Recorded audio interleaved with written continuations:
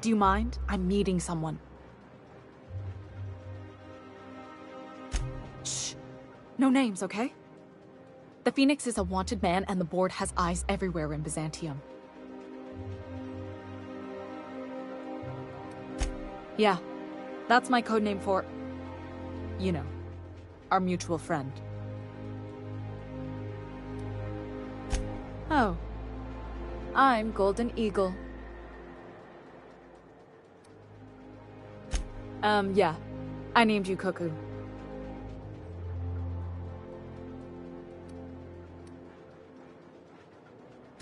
That doesn't even make... Fine. Fine. Can we pick our own codenames? I want to be Rolling Thunder. Wait, no, I got it. Dropkick Millstone, yeah. I was really trying to stick with the bird theme. How about Bullfinch? Wow, that is so much better. Bullfinch Millstone. Okay, but adding your last name kind of misses the point. This cloak and dagger stuff is nonsense, but if everyone else gets a code name, I want one too. You can be Cassowary. That's shockingly apt. Cassowaries were a solitary bunch.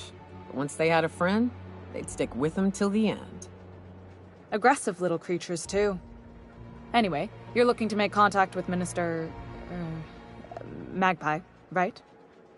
I should warn you, it won't be easy. He spends most of his time in his estate, which is heavily guarded.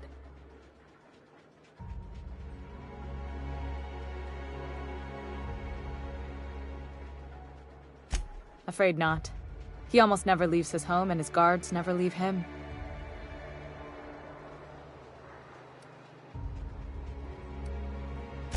I've always been fascinated by birds. If you ever research Earth species, there are thousands of them, so colorful and distinct. All of them trying to eat you, I'd wager. The other thing about birds, though, is their environmental indicators.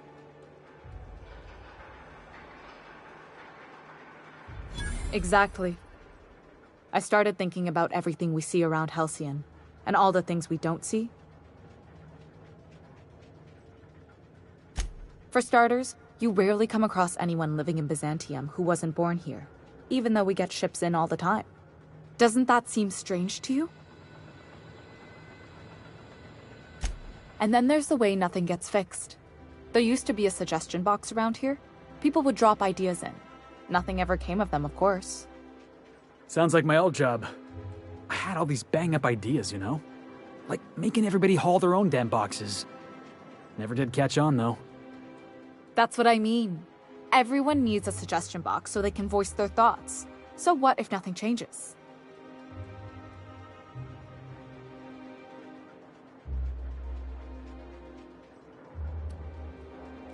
I mean, there's a shredder at the bottom of the box, so I don't know what you'd expect to happen. But one day the shredder broke. No one came to fix it, and since it wasn't working, we didn't have anywhere to file our complaints. So you can imagine how messy things got.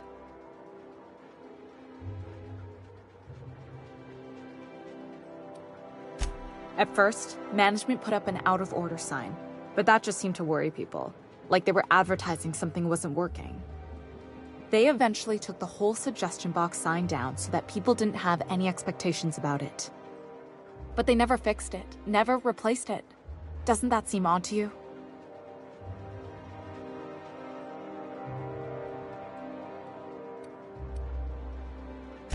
I don't know how else people are supposed to complain about things they can't change, but that's not the point. If things are broken here, of all places, then I'm starting to think there ain't a hope left in this colony. Things have kept on running this long, right? Or so I used to think. The whole episode made me wonder, if they can't fix something as simple as a suggestion box, what else aren't they fixing? After a while, I got connected with our mutual friend and started using my position here to feed him information when I could. That's it, really.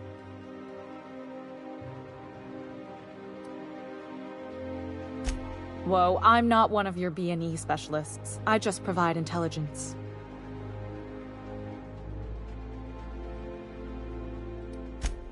Ha ha. Some of the guards hang around Billingsley's House of Inebriation between shifts. House of inebriation? Count me the hell in. Maybe you could do some reconnaissance there.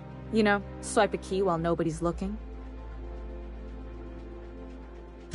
Just remember, you didn't hear it from me.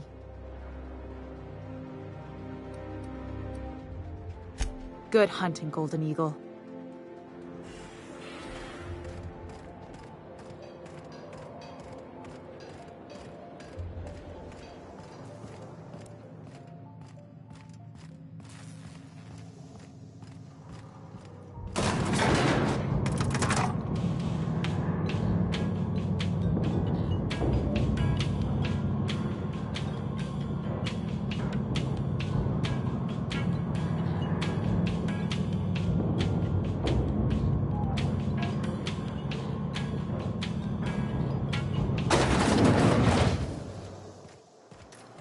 Why can't something exciting happen around here for once?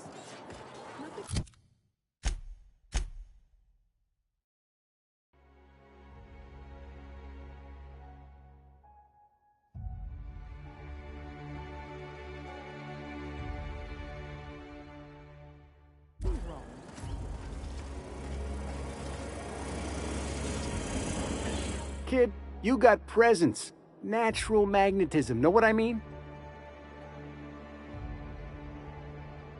Tell you what, you're gonna like it a whole lot more once we start talking bits. Listen, you got an agent? Some kind of representation?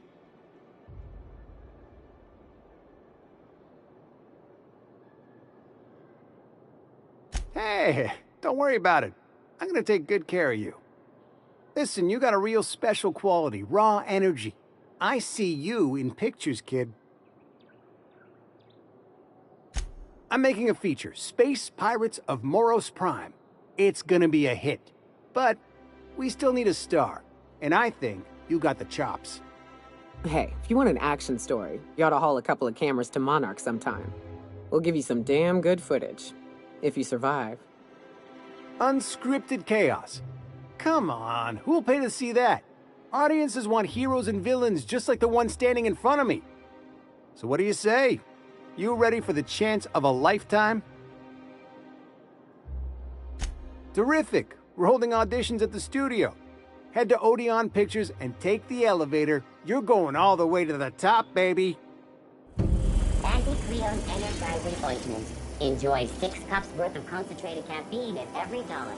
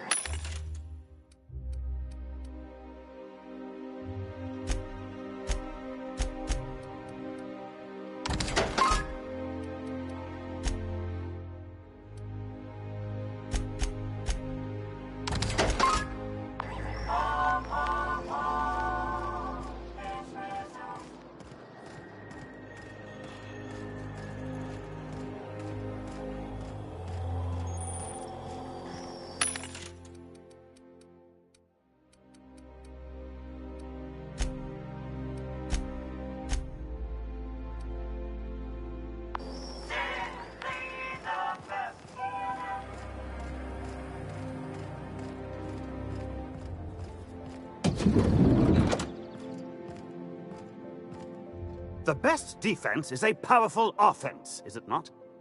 What can I help you find?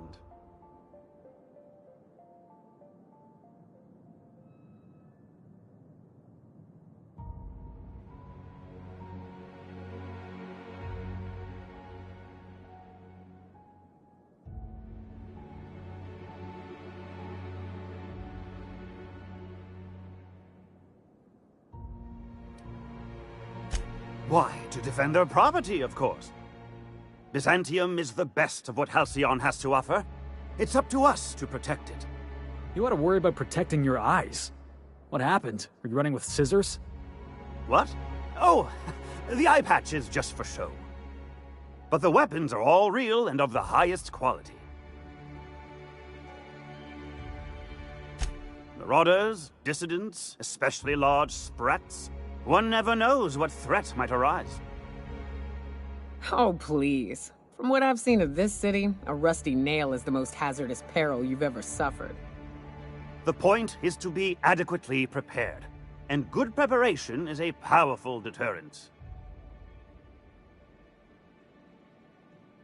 Only because we make it so. It is only the fear of the well-armed Byzantine that keeps the rabble at bay.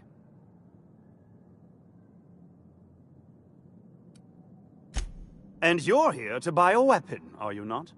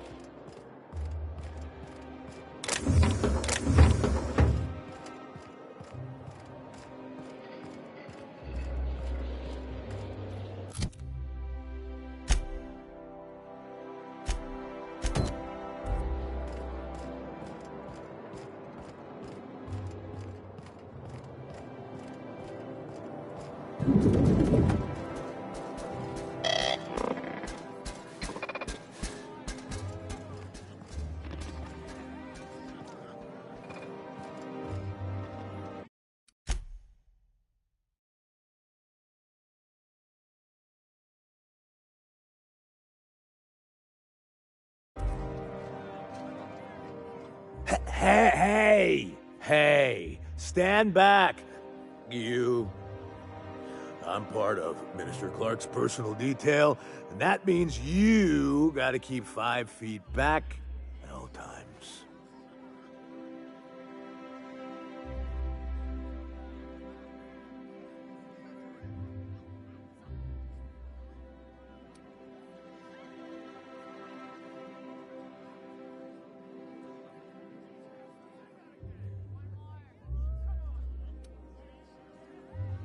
Of course not.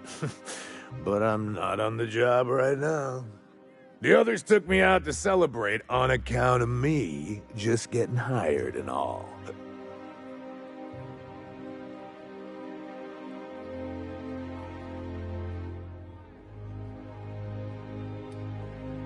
Oh, he's, medium height with, like, medium-colored hair and, like, a kind of a medium face. Just like in his posters.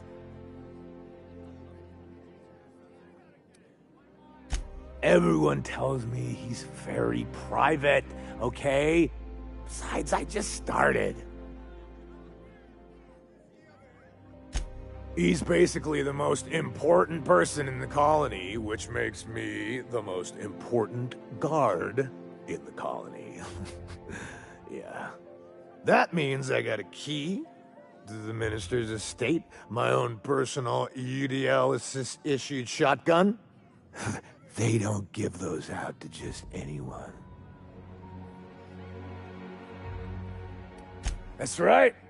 Not just anyone is allowed to have a key to Minister Clark's residence. It's all very high level.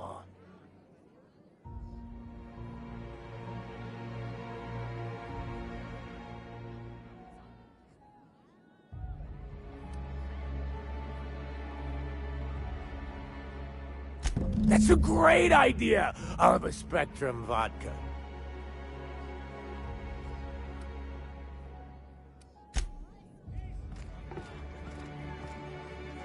Have you tried our new cocktail sponsored by Rizzo's? 1 part Purple Spectrum vodka, 1 part artificial tomato-like substitute juice. We call it a Blue Bloody Mary. Then you'll want to speak with our automechanical inebriation assistant, located just over there. Quite so, but I would never lower myself to do something as gauche as tending bar. My automechanical assistant does all the work for me.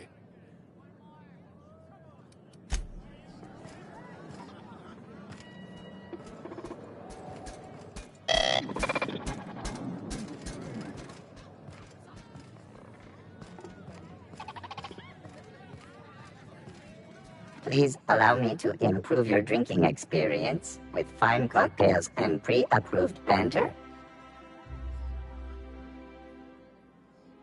Request confirmed. Banter protocol activated. Welcome, attractive patron, to Billingsley's House of Inebriation. Did you know that despite being an extremely valuable, one-of-a-kind creation, I have been programmed to simulate self-loathing and contempt for myself?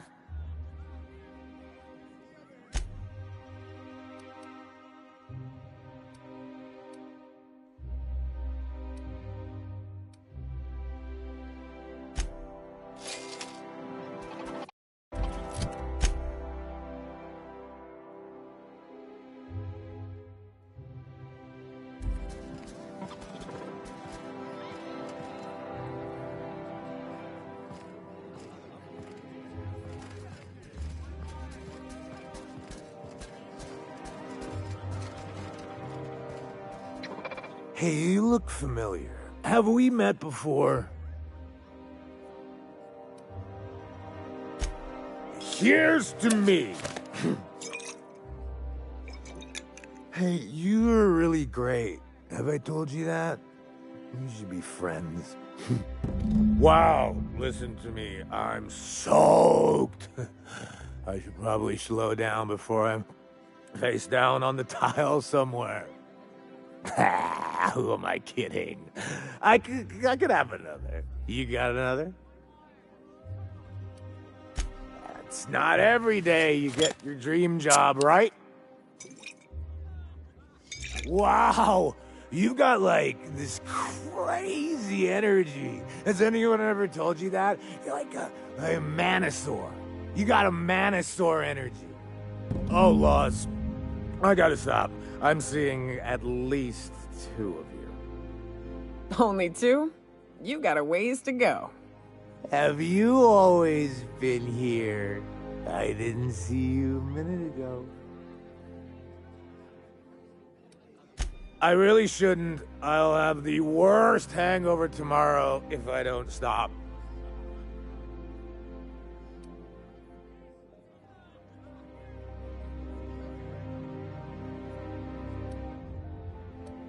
You sure sound like you know what you're talking about.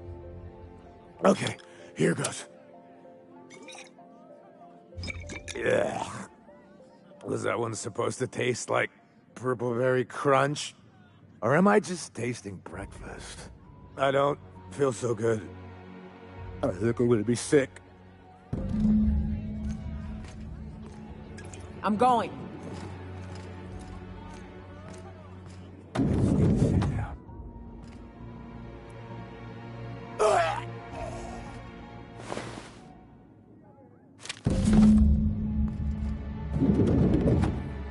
Be right there.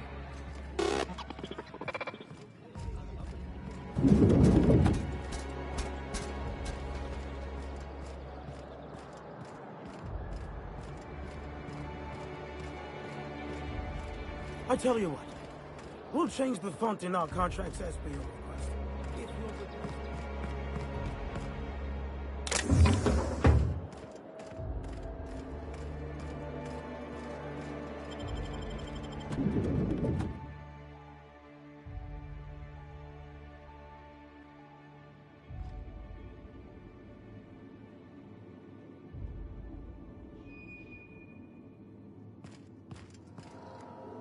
Sorry, but we don't provide directions.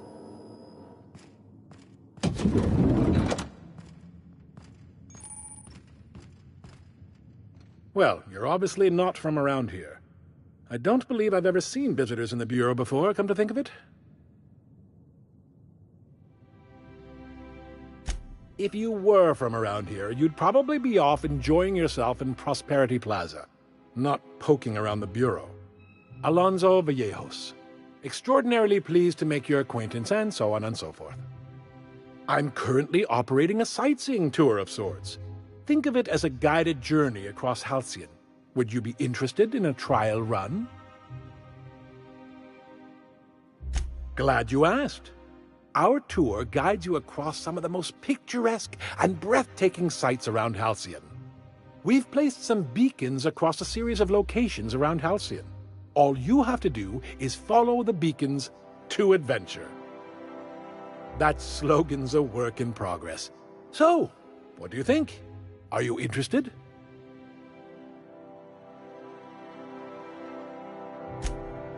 Outstanding! Here, you'll need this special triangulating device. Think of it as a wireless compass, pointing the way to the next beacon. When you find a beacon, this device records your discovery and directs you to the next stop on your tour. Find every beacon, finish your tour, and come back here to claim your commemorative hat. Simple!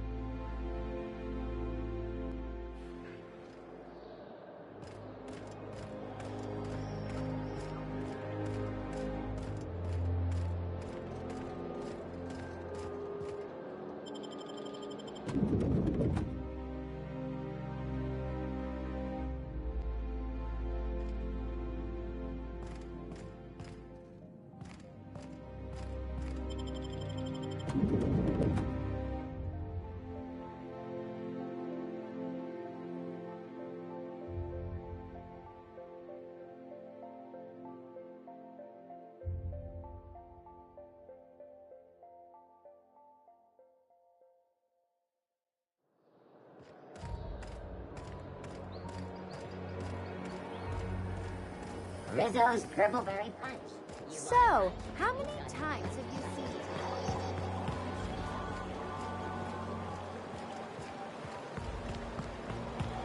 Oh, for the good old days when you could simply ask.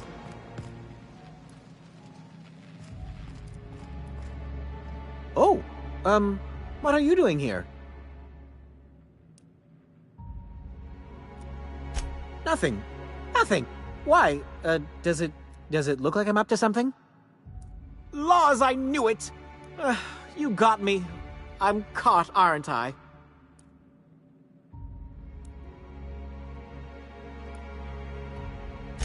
I work in the lab at the Ministry of Accuracy and Morale.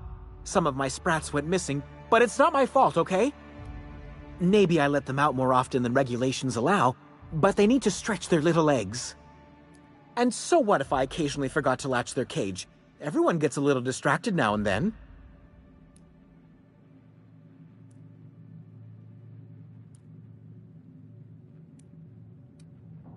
They escaped, and before I could coax them back, they'd made their way to the maintenance tunnels.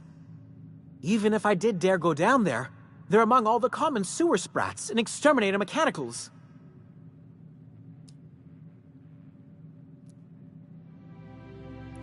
Really? In that case, take this collection crate. 6 of my little ones are down there, but don't worry, you can easily tell them apart from common sewer sprats. They have intelligent eyes, an agreeable yet reserved demeanor, and a fondness for hiding. Also, they're white rather than green. Please, do take care, and do mind the exterminator mechanicals. If the worst should happen to my little darlings, well, I still want their bodies. For science, of course.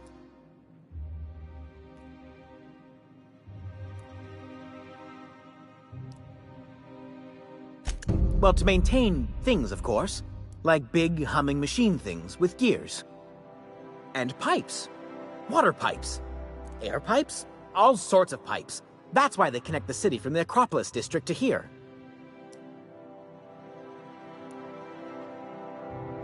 Everyone knows sewer sprats carry diseases. And the exterminator mechanicals have been known to fire on larger targets. Why they'd do that when they're only supposed to attack sprats, I've no idea. But there are rumors.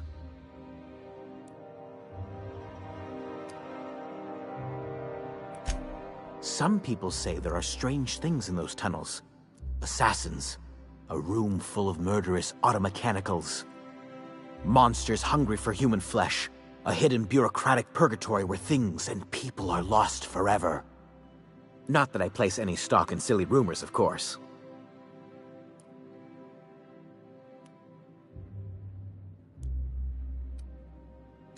To deal with the sewer sprats, of course. They're quite the nuisance.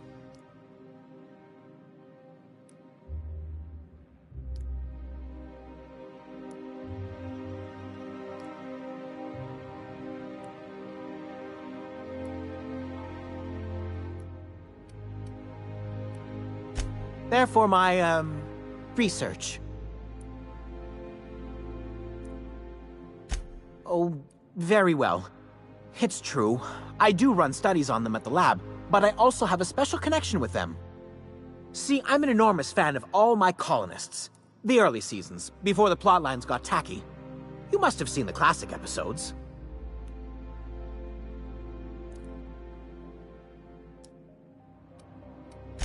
Oh, I forget, some parts of Halcyon are lacking in modern plumbing, not to mention the latest in entertainment. Well, I name all my sprats after my favorite characters. That way, their stories can live on in rodent form. So you see, it's imperative that I get them all back.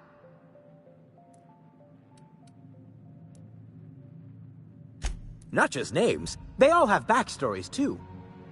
There's Lord Reginald Kim III, Lady Philippa Farnsworth, Vonda von Vermington, Haroon Greenlee, Iskander Emmanuel Sanchez, and Evelyn Ensley Okoye. Ah, she's the chief executive of Farnsworth Incorporated, and a fearless captain of industry. He's a mercurial shareholder. They're in a rather tumultuous marriage contract. She's an ambitious shareholder in Farnsworth Incorporated who wants more than stock. Or does she? It's difficult to tell what exactly she's after, but she is trying to seduce both Lord Reginald and Lady Philippa.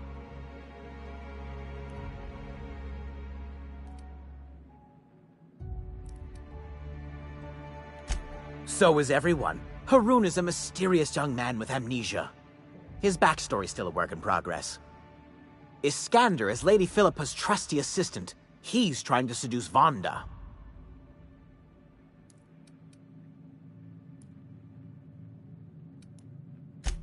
She's a member of Farnsworth Incorporated's regulatory board. A wise woman with a sharp tongue and a heart of gold.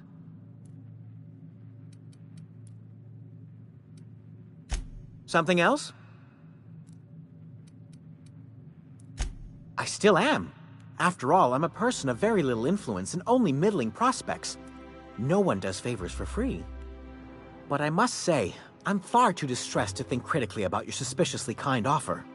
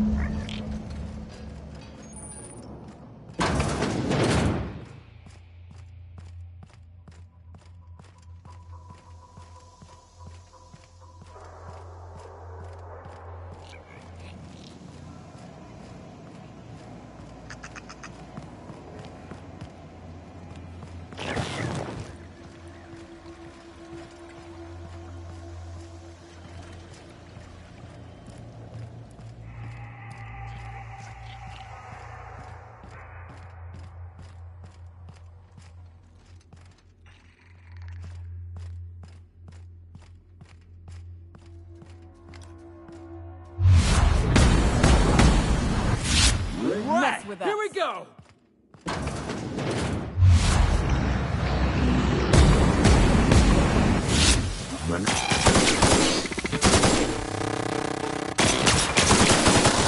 Can we do that again?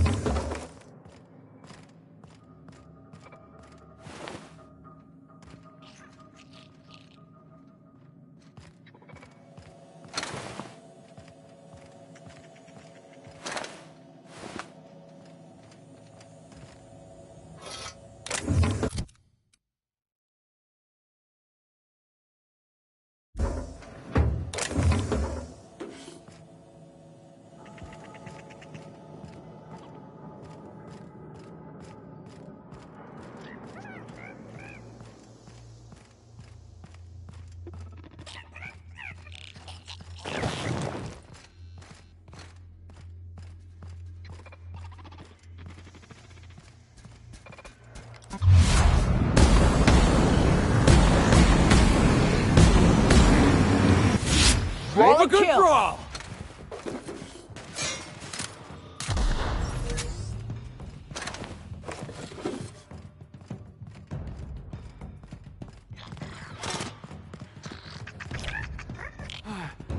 We're the best there ever was.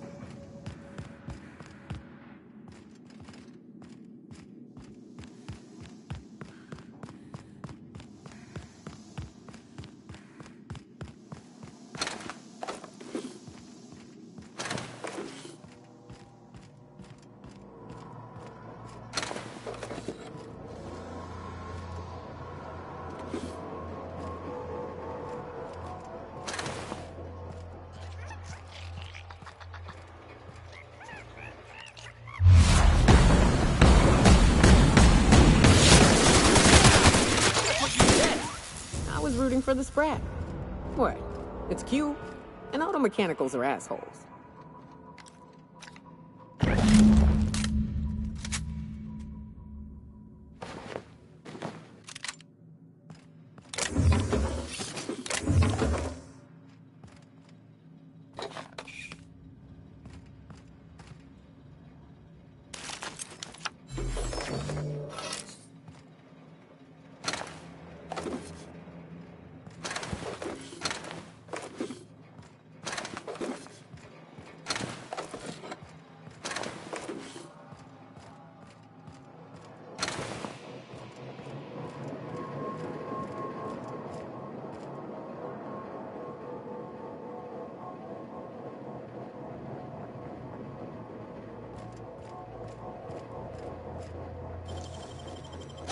Yeah, some nimble fingers, Captain.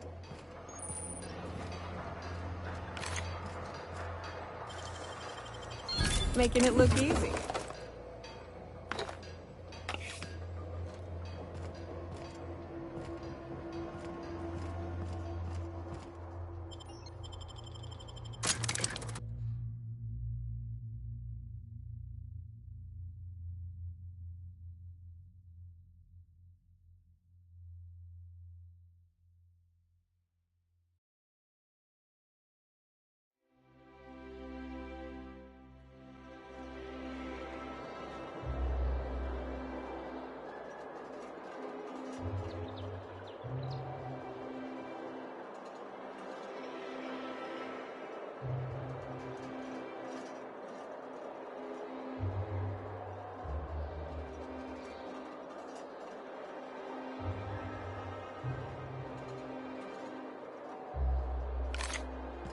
Bort's just showing off.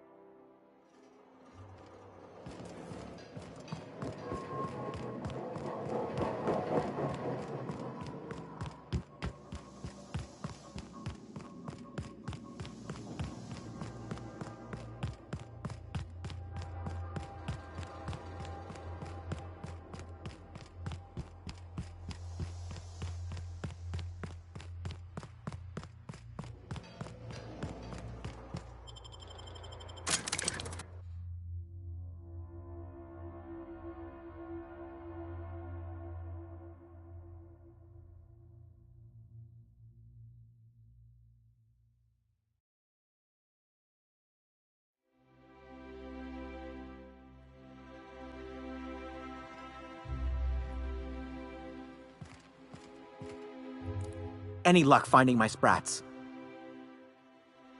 Truly? Why, this is marvelous! And all safe and sound. Oh, Reginald, Philippa, Vonda, Haroon, Iskander, Evelyn, I'm never letting you out of my sight again. Please, take this. It's not much, but it's the best I can offer for the safe return of my darlings. Now, I've got to get back to the lab before my supervisor logs my absence.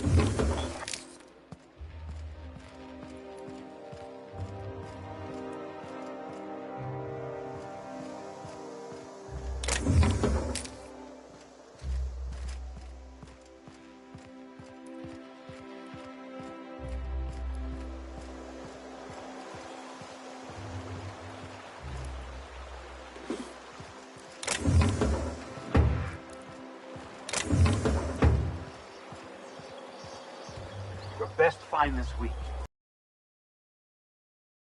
Slandering trademarked products. Pretty good. I caught someone loitering outside corporate offices in substandard apparel. Oh yeah? Well, I wrote 2 fines for littering off-brand packaging. Mom, love this joke.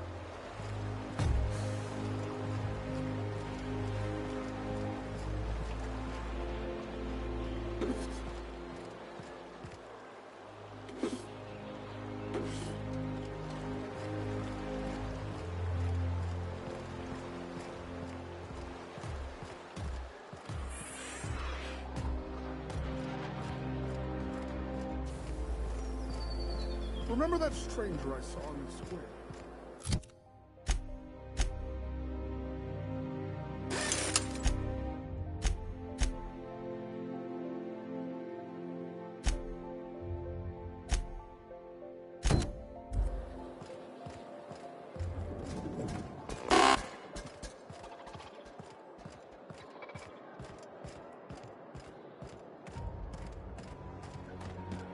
You, sir, are...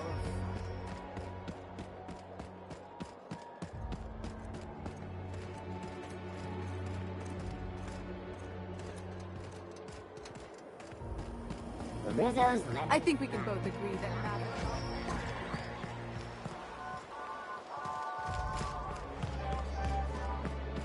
Don't you think we ought to go...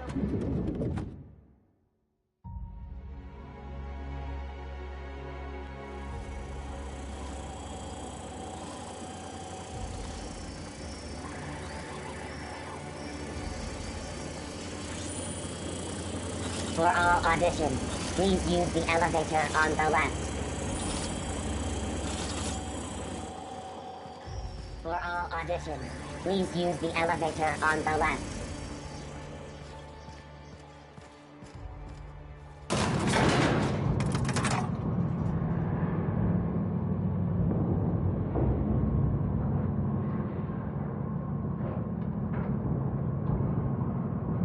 We gonna do this? Hold on. Gotta fix my hair.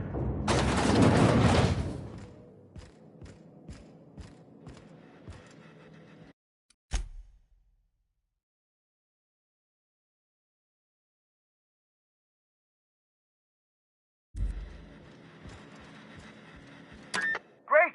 You made it! Listen, I know you're expecting a script, but you're the real deal. Just go in there and do what feels natural.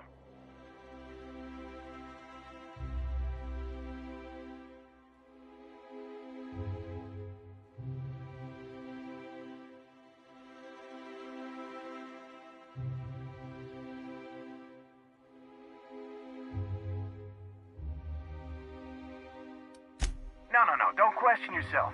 Just feel the scene and go with it. I got a feeling you'll know what to do. We gave the other actors real weapons to keep things authentic. And 'cause Josh is paying to see their logo on the big screen. think, kid. Just act. Now go in there, find your mark, and show us what you got.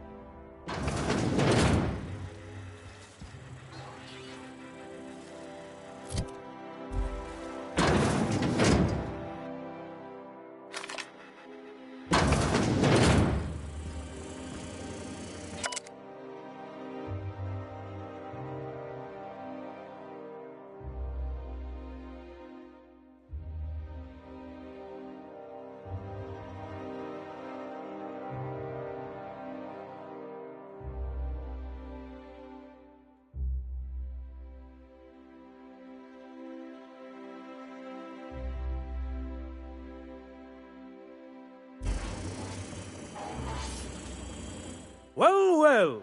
Here to stop us at last, Captain Steele? You're too late. All of this settlement CNP Hungry Time food pills, same nutritional value but now with added filler, are ours. With their patented stomach stuffing effects and baseline vitamin content, we will be nigh unstoppable.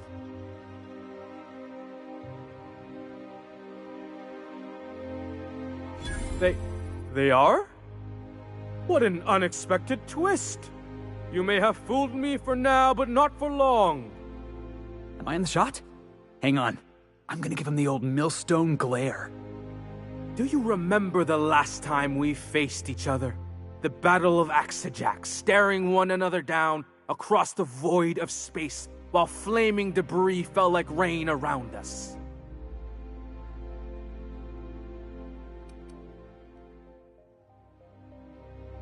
Hey, I didn't write this, just go with it. I had you surrounded and outgunned, but you overcame my superior numbers with tactical thinking and a Hammersmith limited edition grenade launcher. Wow, you got a real limited edition? With 10% more ammo for 12% more carnage? Quit upstaging me! I've been waiting for 5 years now, and at last my day for vengeance has come!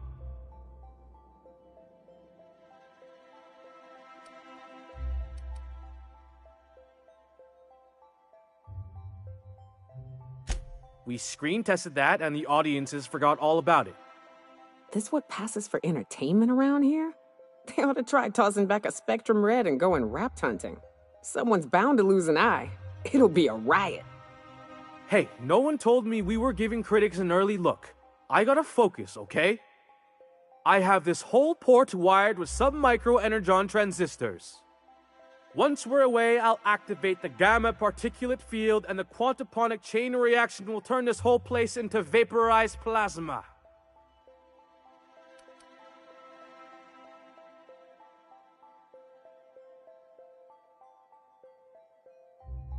And I spent 3 hours learning how to pronounce them.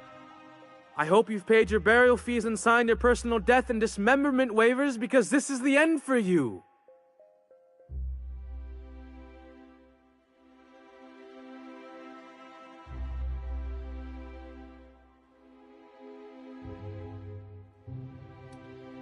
You're not even taking this seriously. I refuse to work like this. I've done Aetherwave spots for Wentworth, I'll have you know. To the break room, everyone. I need my Moab fizzy tea. Cut! That was interesting, kid. Real novel take. Let's take 5.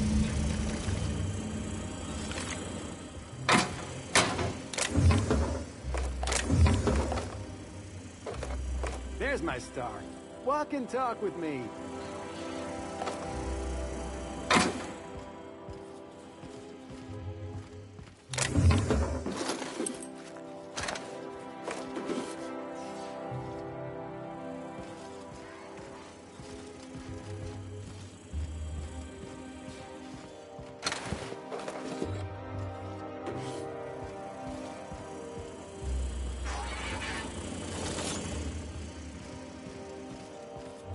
Hey, listen, I appreciate what you tried there.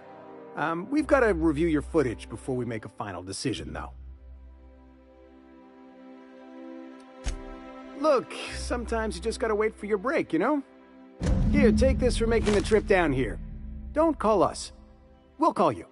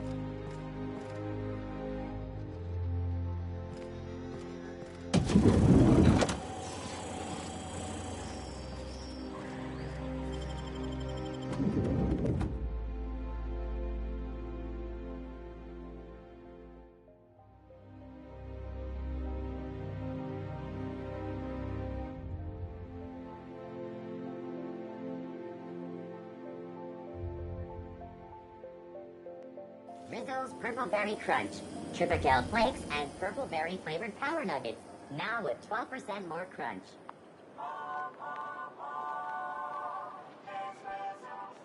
All right, how does this sound? Oh, I'm sorry. I didn't mean to walk into you like that. Oh my goodness! Ruth Bellamy? I simply adore your work. We've been over this already.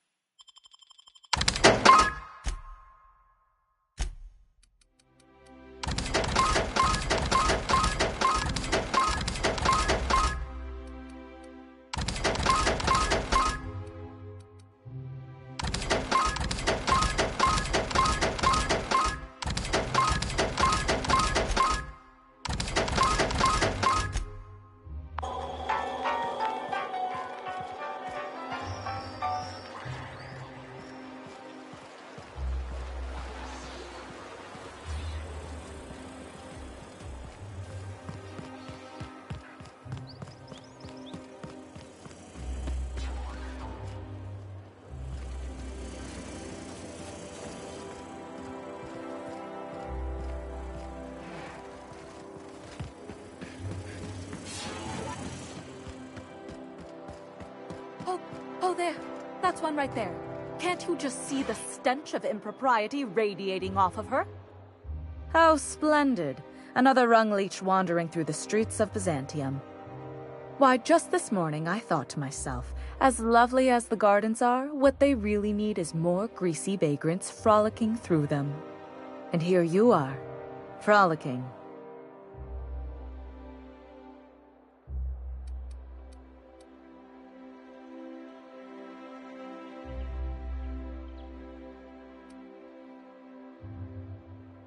The board made frolicking illegal a couple years back, but don't let that stop you. Well, whatever you call it, do it elsewhere, and take your merry band with you. Honestly, what is the board thinking letting so many of your ilk into the city proper? It's madness.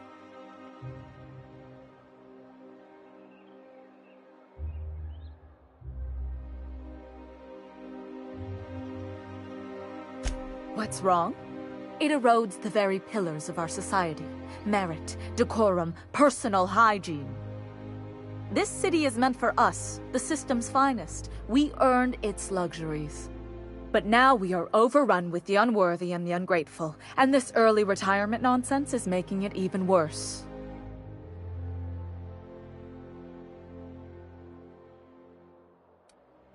The worst thing to happen to Halcyon. A contest that gives even the lowliest and most inefficient workers a chance to live in Byzantium. By simply winning a lottery, those early retirees get an exclusive district of Byzantium to themselves. No one else is even allowed to go there. Tell me, how is that fair?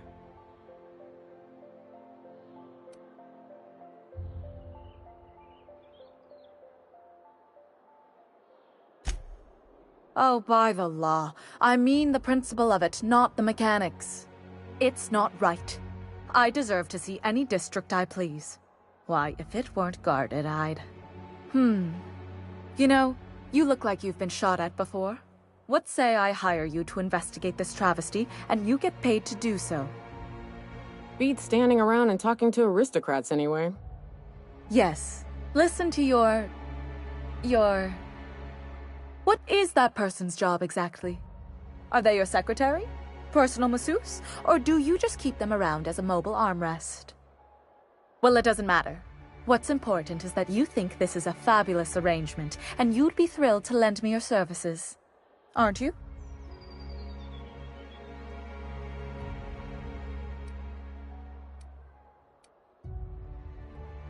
Fantastic. Consider yourself employed, vagrant. I hear the chosen retirees all enter the retirement district via the port landing pad, but it's completely locked down. You'd never get in that way.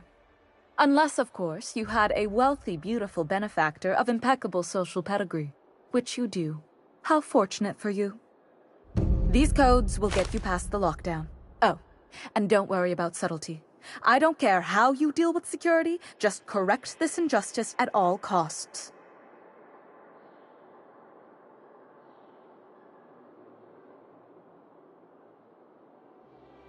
The same way anyone gets anything here, of course. I made friends with the right people. Bits might earn you a place in Byzantium, but that means everyone here has little need for more of them. For favors like this, you need to spend... let's call it social capital. Now, do we have any further business, or are you just here for the repartee?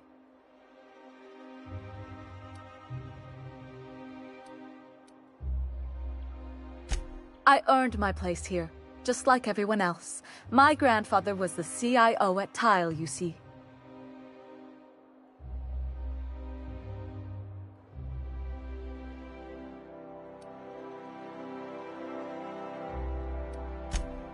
Chief Idea Officer. He came up with all the best ideas for their products. You know the font they use for Stogie Slims? That was him. Well, he described the idea of it to their font development team, then picked it from a list of choices, but that's basically the same thing. It was a very long list.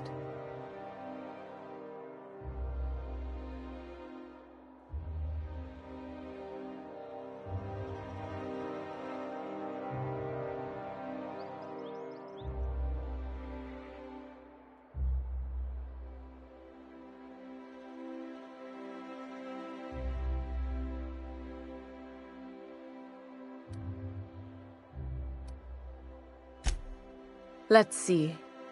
He picked the colors they included in rainbow chips. No one else wanted purple, but he insisted. Everyone loves the purple ones. And you know how the Cosmic Smokes logo has an eye in the middle of a heptagon? He said that one came to him in a dream. He was a true visionary, so far ahead of his time. I just told you. My grandfather made millions of bits as CIO, and I earned them from him.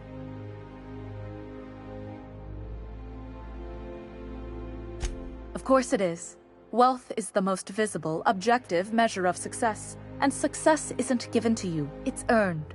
My grandfather taught me that. If you have wealth, you're successful, and if you're successful, you must have earned it. Honestly, it's a simple concept. You're welcome.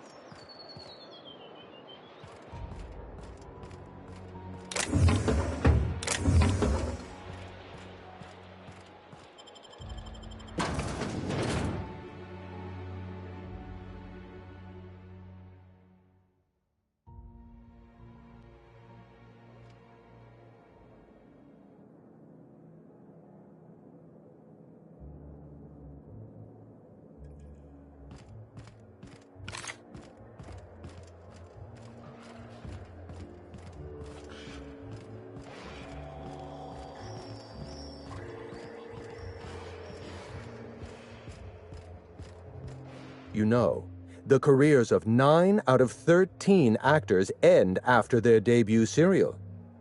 Enjoy the fame while it lasts.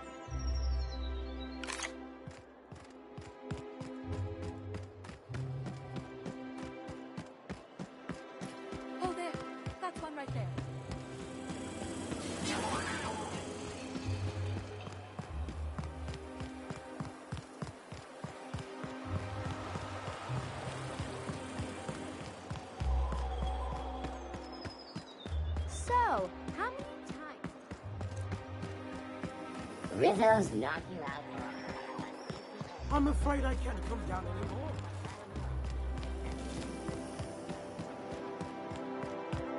That episode from a few weeks ago was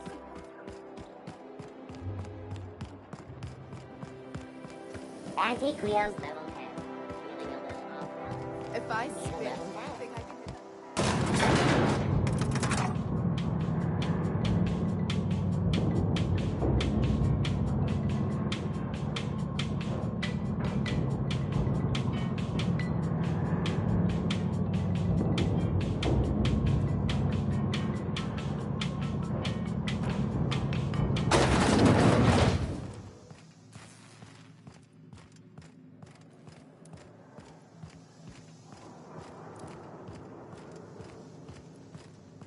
That's the last of them.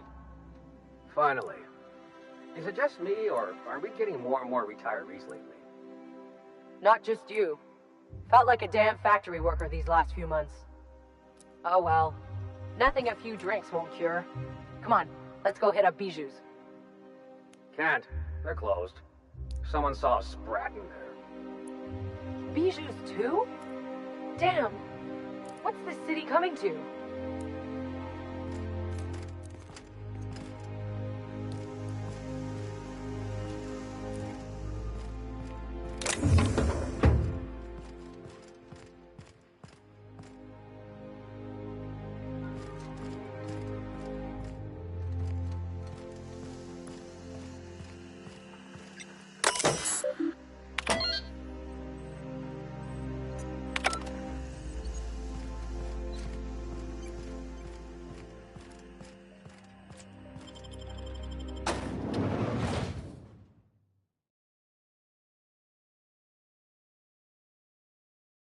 Welcome to the Halcyon Holdings Corporation Early Retirement Center. You, the lucky few, have been selected to spend the rest of your days living the high life in your own private district in Byzantium. When you arrive, you'll be whisked away to your very own luxury penthouse, furnished exclusively by 24/7 Furniture's deluxe Falscowood collection. Some assembly required. 24/7 Furniture is not responsible for any injuries, psychological damage, or divorce litigations that occur during the assembly process. After you get settled in, you'll have the chance to explore your new home. Why not go for a bite at one of our many restaurants, like CNP's Blazing Borscht Barbecue or Rizzo's All-You-Can-Crunch Cereal Buffet? Or maybe you'd like to head to the bar and enjoy an ice-cold Zero-G Brew by Spacer's Choice. Zero-G Brew, an ale that's good for what ails you, although in the early retirement district, nothing will. All this and more will be complimentary for the entirety of your stay, courtesy of the Halcyon Holdings Corporation. You won't have to spend a bit. So relax, grab a refreshment from one of our vending machines, and enjoy our specially constructed welcome center. While you're here, be sure to check out the displays for some fun facts about the early retirement program and selection process. Then, once you're ready, enter the elevator at the end of the hall and leave your troubles behind. Today is the first day of the rest of your life. Today is the first day of your early retirement. Congratulations. Welcome to the Halcyon Holdings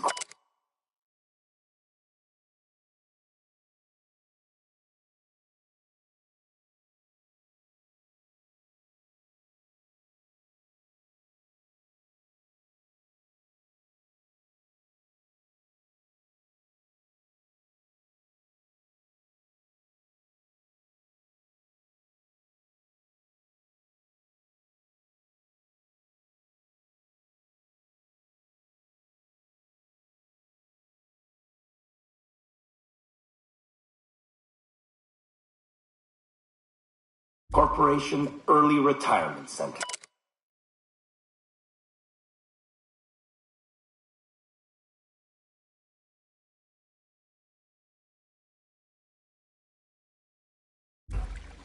You, the lucky few.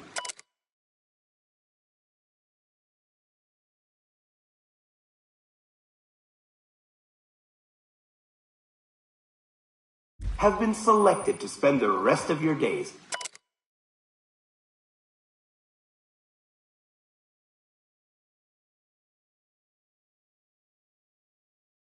living the high life in your own private district.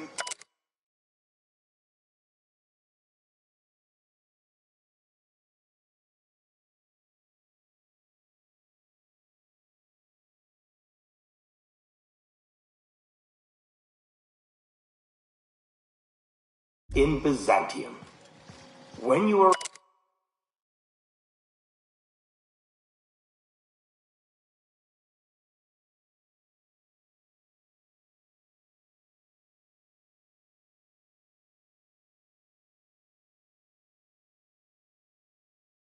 arrive, you'll be whisked away to your very own luck.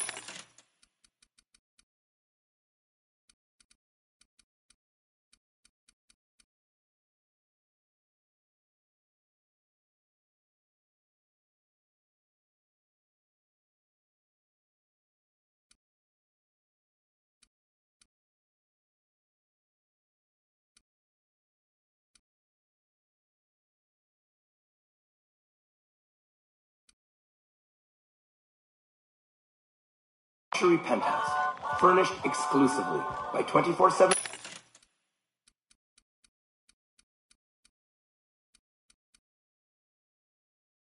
Furniture's deluxe Falscowood collection. Some assembly required. 24/7 Furniture is not responsible for any injury, psychological damage, or divorce litigations that occur during the assembly process.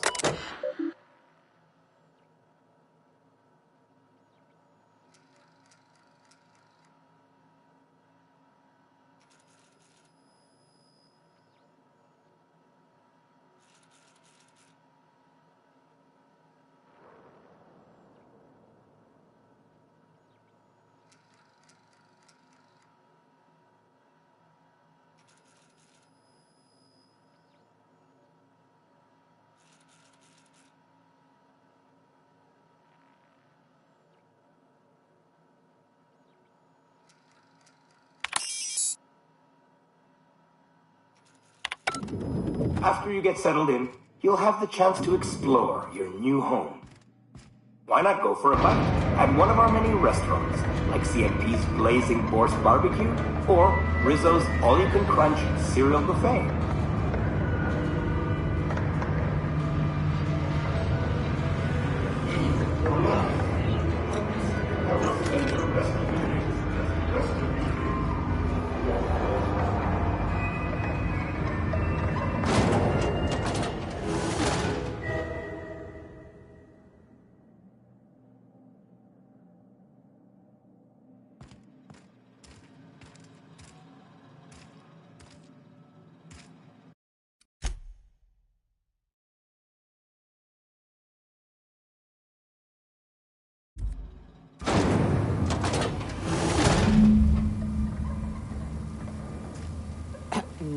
Nope, not having this. I've lived through too many marauder ambushes in my life to die by a trap built by corporate pencil pushers.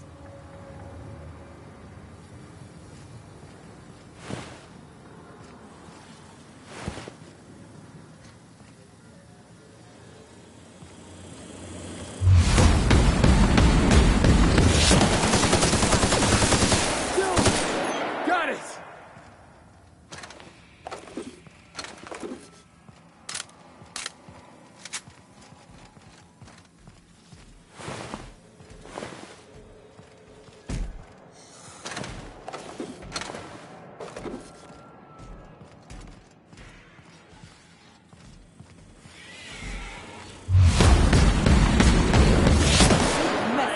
Let's dance! Incoming!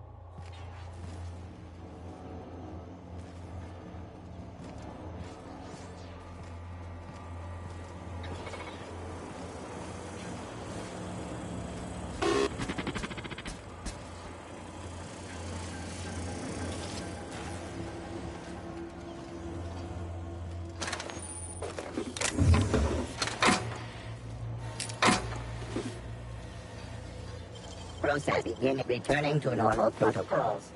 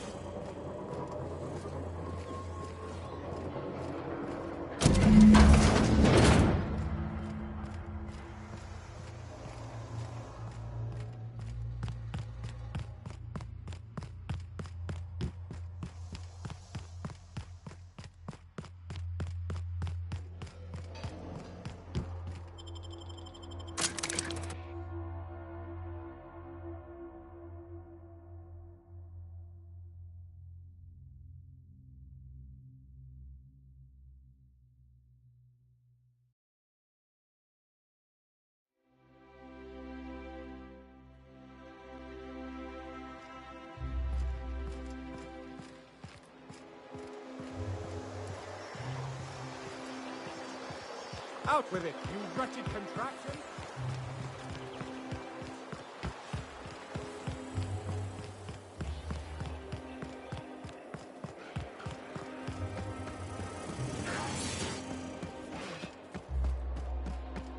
Oh, there. That's one. I must admit, I'm getting a certain thrill out of our little arrangement. If this goes well, perhaps I'll start hiring wandering delinquents to handle all of my affairs. It is going well, I hope.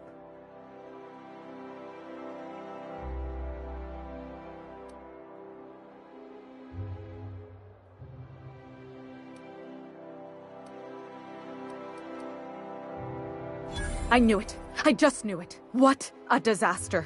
Did you get a good look around? What was it like?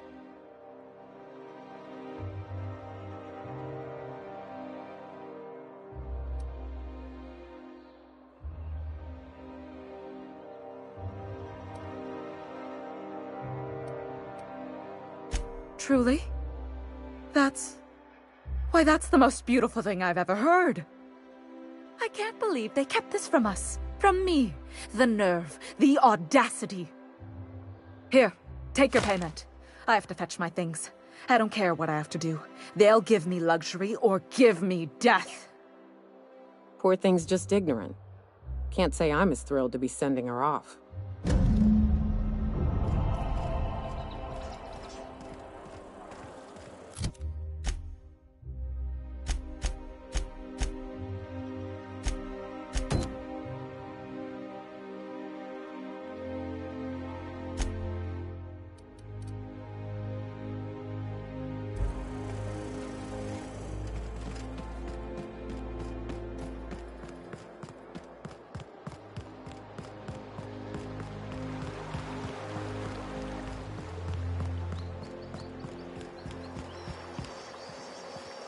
What's gotten into Bachmeyer?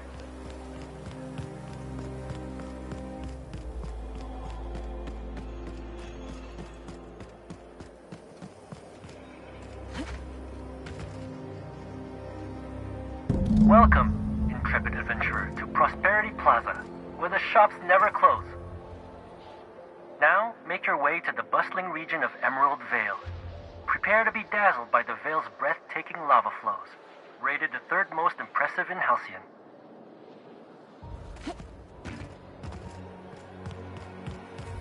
C&P chicken and potato.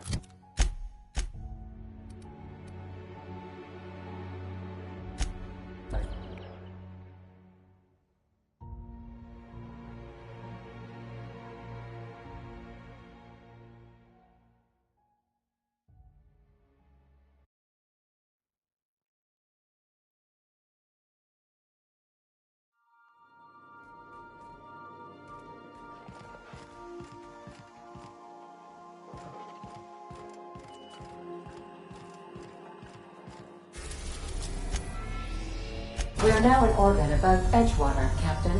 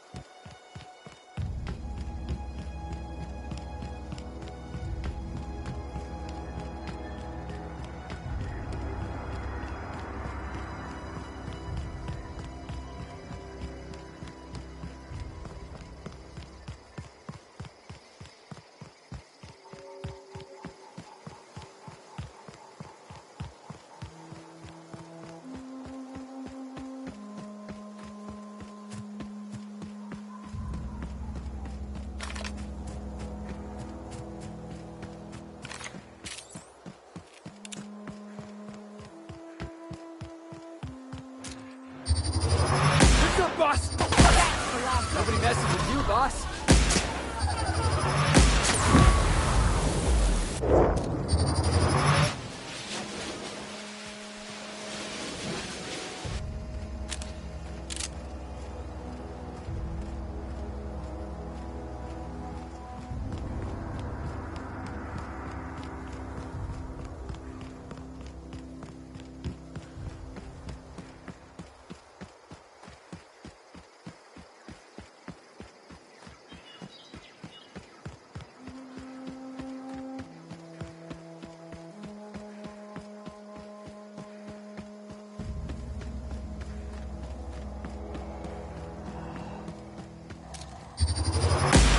Here they come!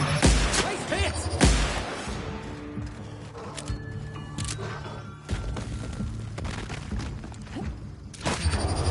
Score one for Felix. We hope you've enjoyed your trek across the breathtaking landscape of Emerald Vale, Terra 2's most fertile settlement and future breadbasket of Halcyon. Take a moment to enjoy this vista with a can of Spacer's Choice Saltuna before you make your way to Mighty Scylla, Halcyon's biggest asteroid.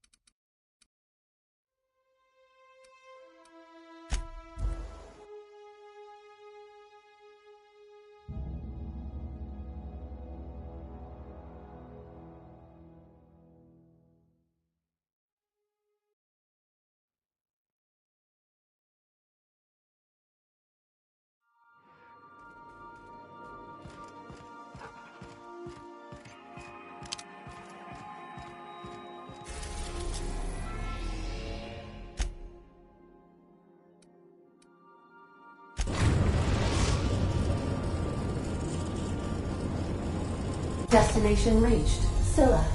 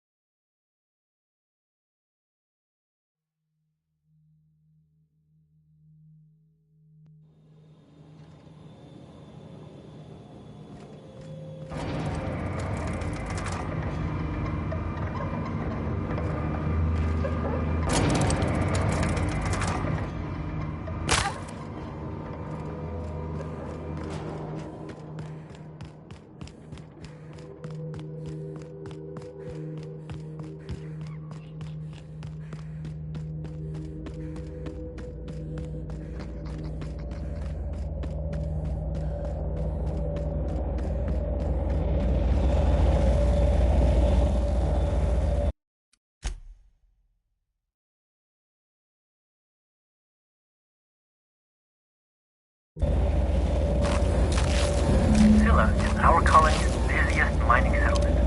But don't take our word for it. Ask one of the hundreds of proud Hephaestus miners going about their work right now.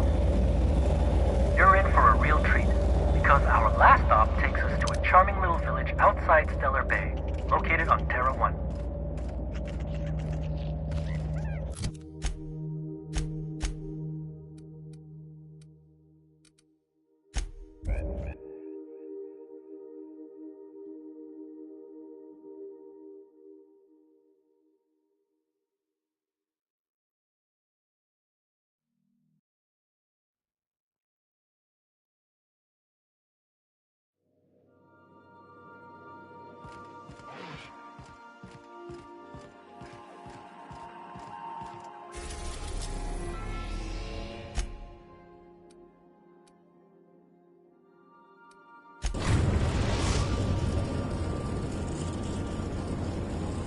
We're in orbit over Cascadia, Captain.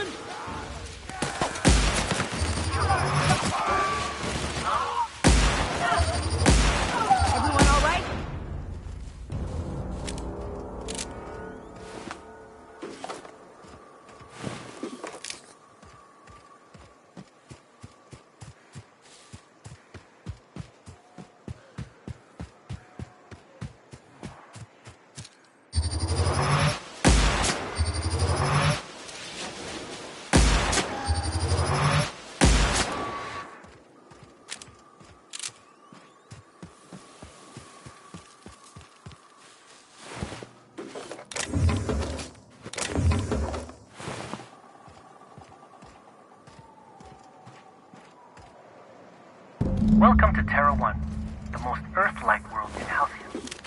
Take a moment to admire the triumph of civilization over nature. And while you're at it, say hello to the local settlers. We hope you've enjoyed this guided tour across the wonders of Halcyon. Please return to the Bureau of Exploration for a special prize.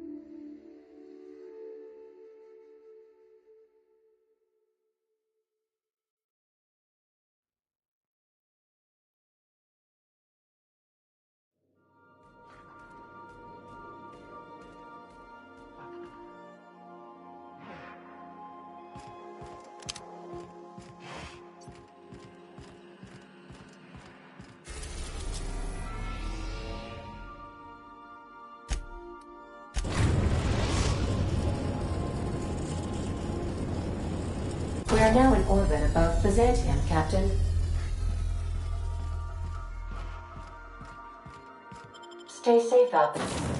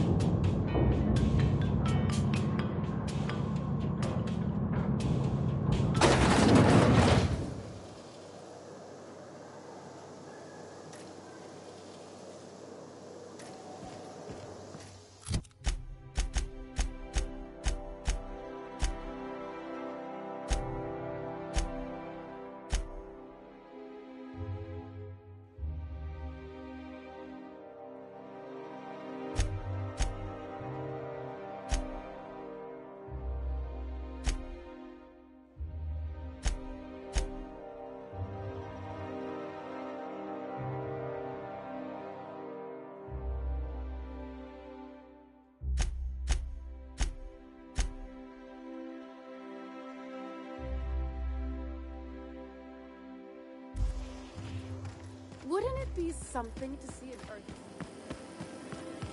Anti-Creo's Ketchup. Organic, vegan, handmade, gluten-free, dairy-free, nut-free. I only wish they weren't showing so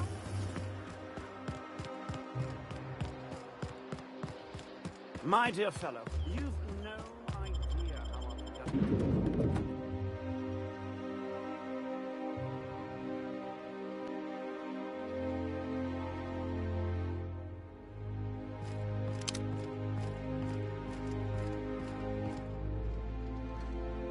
Oh, it's you.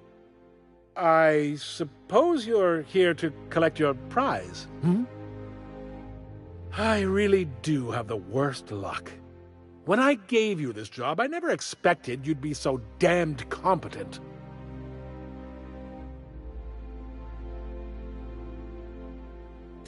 Yes, go on and gloat.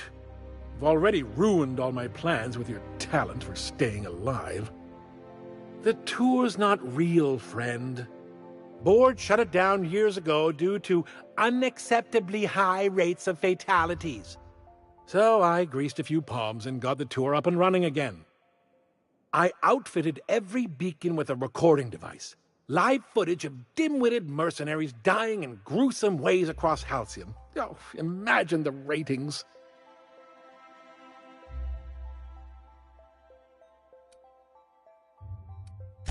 Why the hell shouldn't it be legal?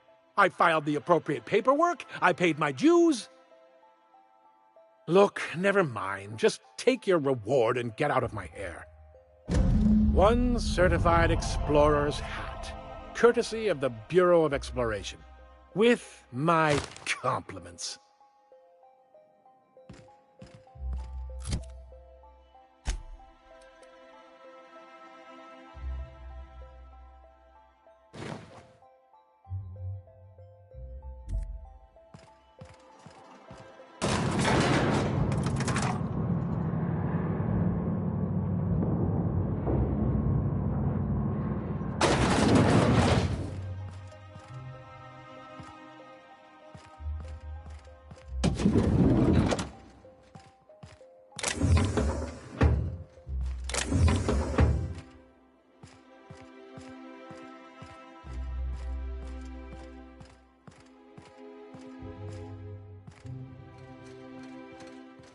like a raptor monkey, making it look easy.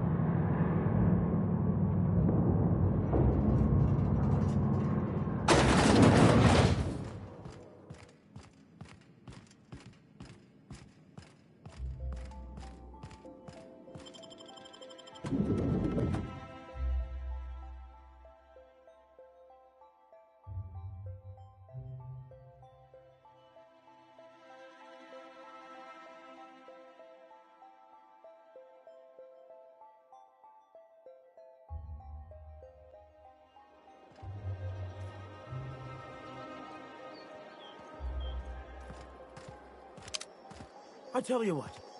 We'll change the font in our contracts as per your request. If you'll replace it.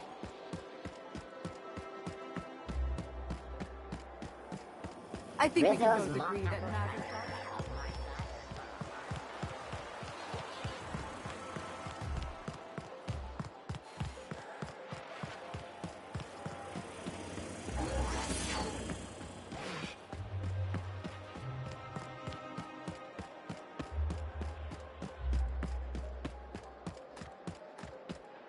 This property is off limits. Solicitors, loiterers, and uninvited visitors will be fined to the fullest extent of company policy. This ultimatum brought to you by Universal Defense Logistics. That's funny. The minister isn't expecting visitors, and you don't much look like one of those couriers from HPS.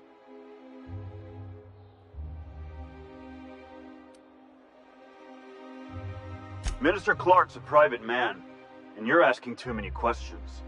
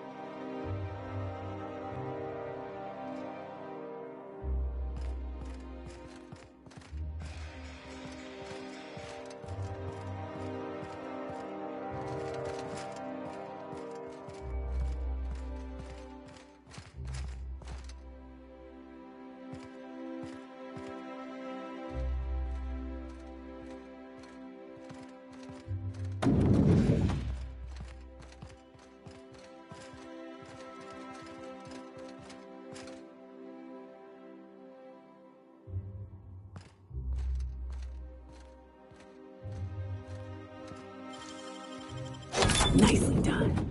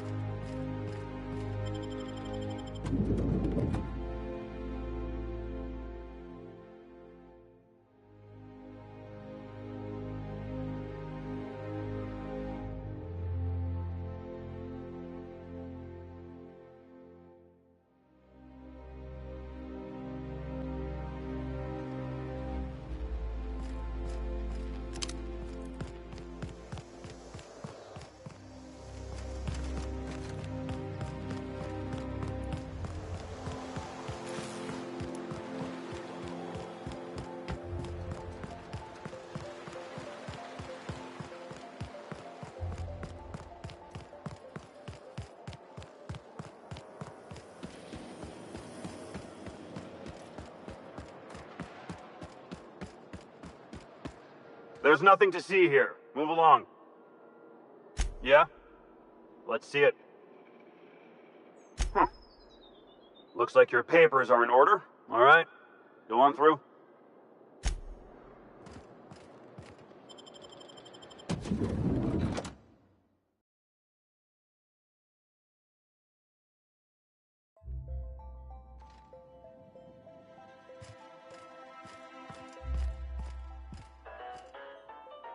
Move along.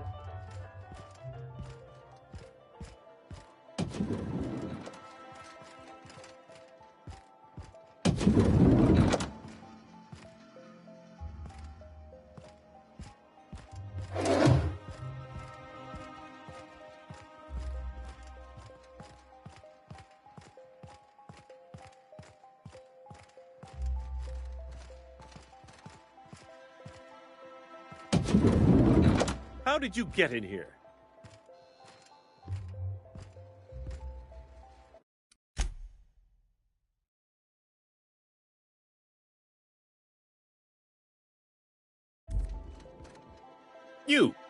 You're not one of my guards. What are you doing here? I don't know if I trust this so-called minister fella, if that is his real name. If this is about another Aetherwave clip or radio spot, you may kindly fuck off, as the parlance goes. I'm not doing any more.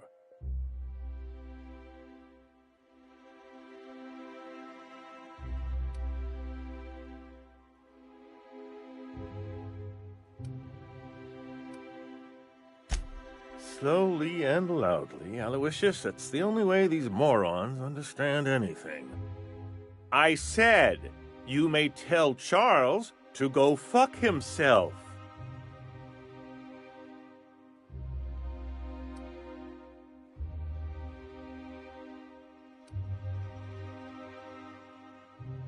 Then you're not part of Rockwell's PR team. That means you're a dissident? A real live dissident? Finally! High time we got the recognition we deserve. And so affable. Why, you're nothing like the crazed hooligans the board loves to caricature. But what are you doing here?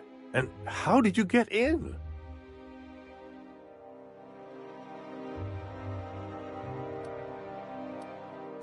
My friend, the slightest demonstration of independent thought or action renders one a dissident in the board's rather expansive definition of the term. Which is why I'm dying to know what brought you here.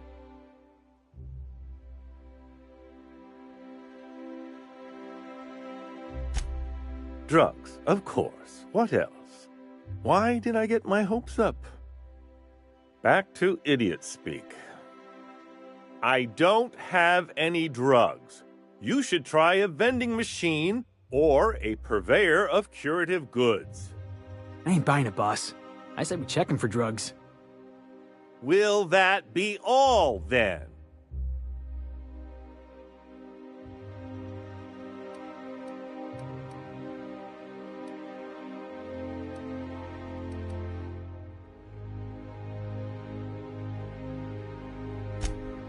Oh dear, I don't think I can say this any more slowly. Unless... Of course, it's Rockwell again, who else? And I thought he was only holding me here to keep me out of the way. Chairman Rockwell. He's kept me under house arrest for years. I've long suspected him of transacting business in my name, but this proves it. So the chairman's a crook who can't be trusted? Who knew? Please, this is important. Whatever it is that brought you here, Rockwell's the one behind it.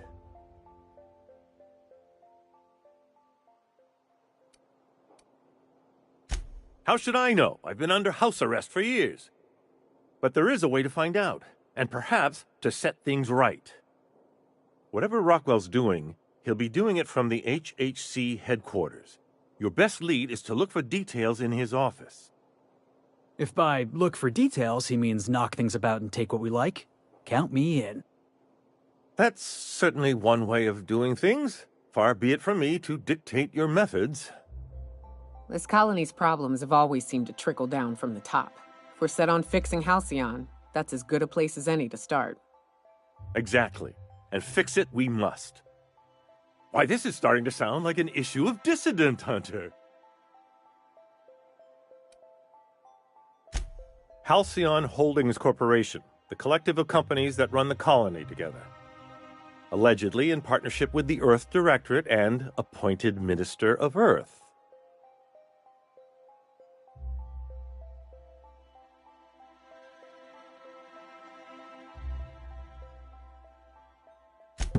Via the Acropolis District, of course. That's where the most important corporate and government facilities are. But only board employees are allowed into the district. There's a heavily guarded checkpoint just down the street. There might be a route through the maintenance tunnels, but I'm afraid I don't know specifics. Most people avoid the area for obvious reasons.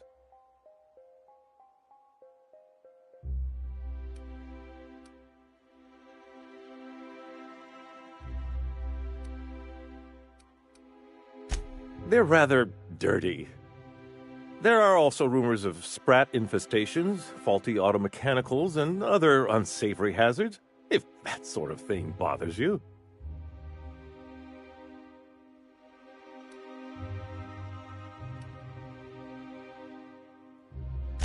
When you reach the HHC building, this access card should get you up to the executive suites, where the chairman's office and what used to be my office are. Oh, I haven't been allowed up there in years. I shudder to think what Rockwell's done with the place. A gilded minibar, perhaps? A personal theater? The man has too much money and too little sense. The board's lackeys are none too bright. I simply claimed I'd lost it and hid it somewhere no one would think to look.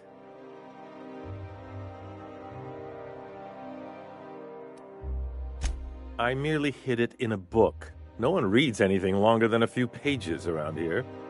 There are a few advantages to dealing with imbeciles. Wait! Rockwell has one of the only terminals capable of transmitting to the Earthbound message drone. This is our chance. Please, take this and transmit it from his office. Rockwell hasn't given me any messages from Earth for years. He's desperate to keep me out of contact with the Earth Directorate. But they need to know what's happening here. What isn't on it is the real question. I've gathered meeting minutes, internal messages, sustainability reports, and more, all exposing the corruption and mismanagement plaguing Halcyon. Once the rest of the Earth Directorate sees it, they'll have to send help.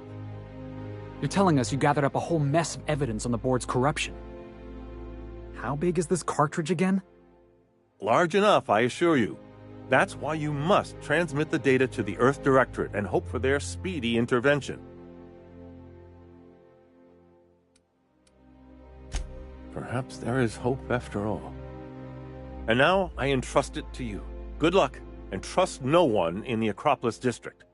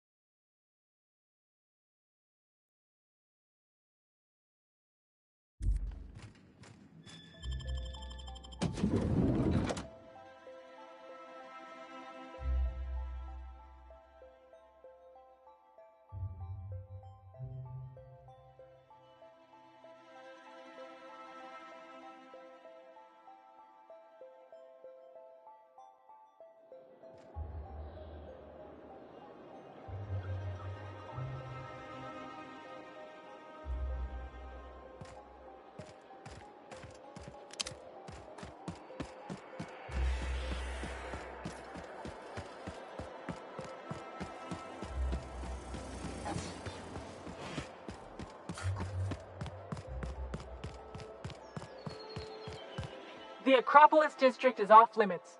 Move along.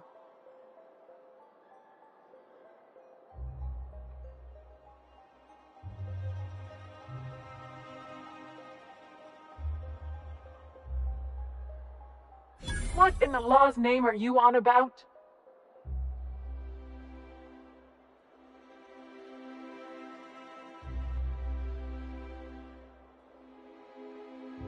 Sure. Let me just take that off your hands. Did I say restricted area? Slip of the tongue. What I meant was, welcome to the Acropolis District.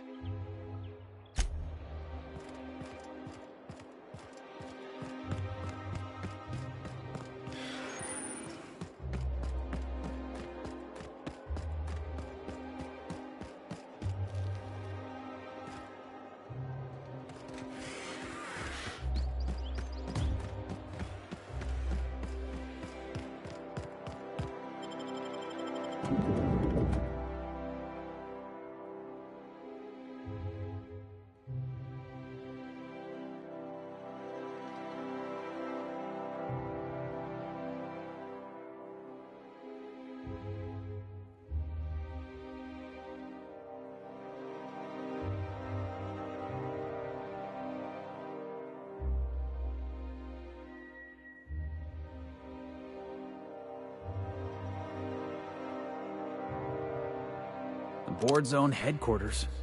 Or as I like to call it, Jackass Central. Welcome to the official headquarters of the Halcyon Holdings Corporation Board. Today's greeting is brought to you by Auntie Cleo, a subsidiary of Colway Pharmaceuticals.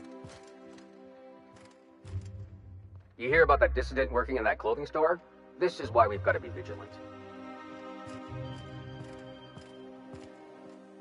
Please step away. This entry is for high-priority HHC business only. Huh. I didn't realize we were still using those iridescent stickers. But this looks right. I'll just need you to register your weapons with a revised request to carry 32B form. Each weapon will need a separate form. I'm not authorized to employ humor on the job, ma'am. Now, let's see. Damn it. When did I run out of forms? You don't have to be sarcastic about it. Look, you don't have time to wait on new forms, and I can't afford the citations for impeding HAC business. So I'm going to save us both some trouble and waive your forms. Just know there are a bunch of guards upstairs, and they're all high on dervish mist and low on patience. So try anything funny, and they'll paint the walls with your guts. Don't worry, boss, I got a plan. First, we get ourselves some tossball sticks, right? Then we sidle up to him all polite-like. These ain't humorous types, Felix.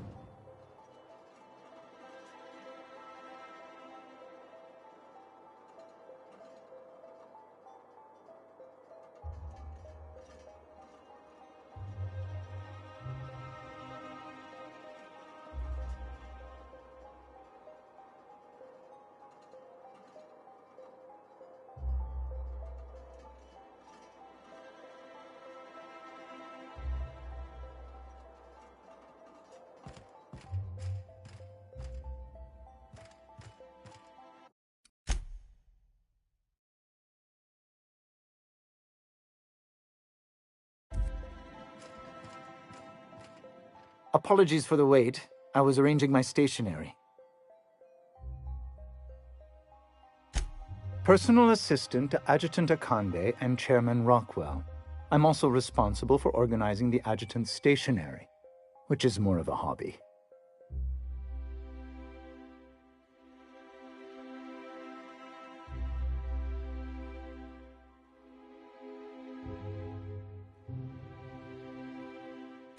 Ah. Oh, you were being serious. I'm obliged to inform you that Chairman Rockwell is unavailable for an indeterminate duration. Will there be anything else?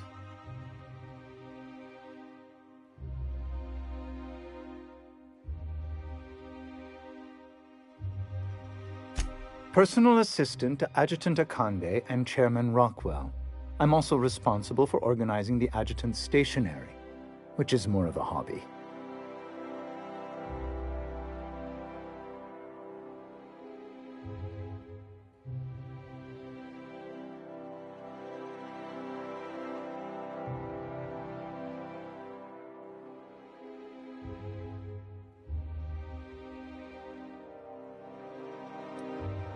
The art of arranging stationery is a never-ending source of joy and satisfaction. Will there be anything else?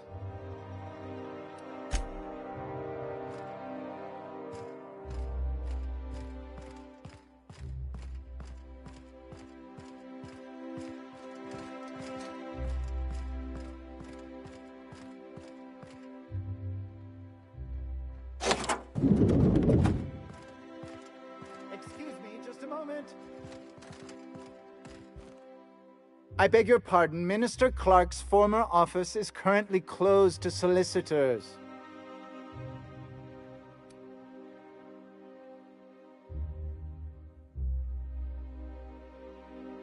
What? Oh dear. Thank you for reminding me. I can't stand the thought of someone else's hands touching my custom letterheads.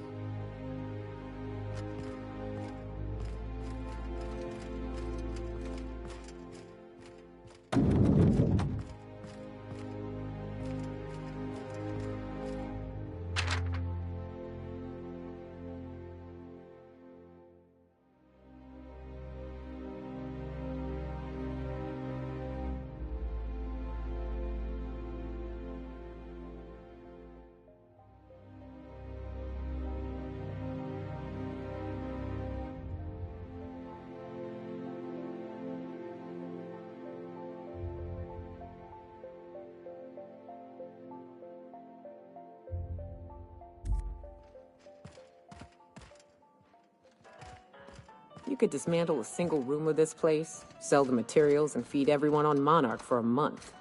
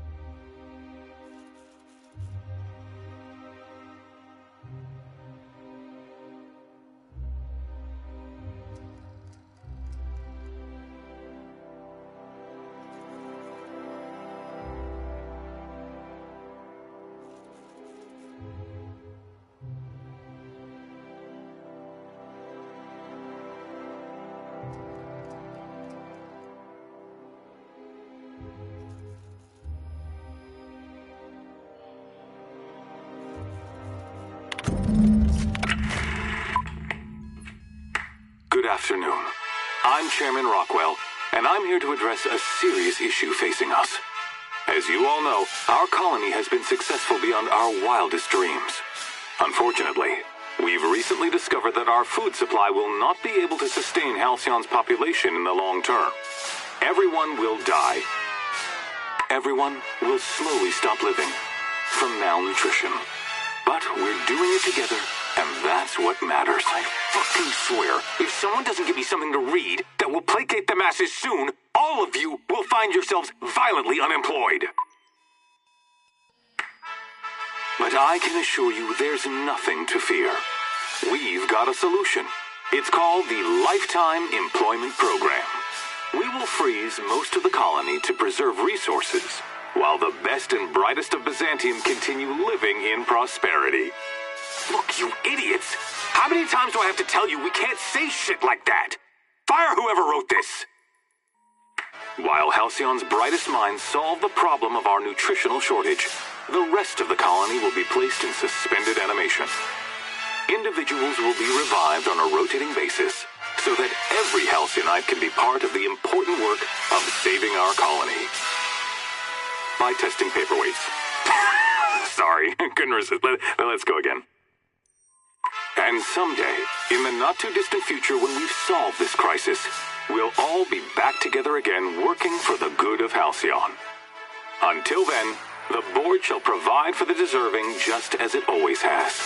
So, obey your supervisors, take your vitamins, follow your corporate-mandated grooming rituals, and rest assured with the board on your side, there is nothing to worry about.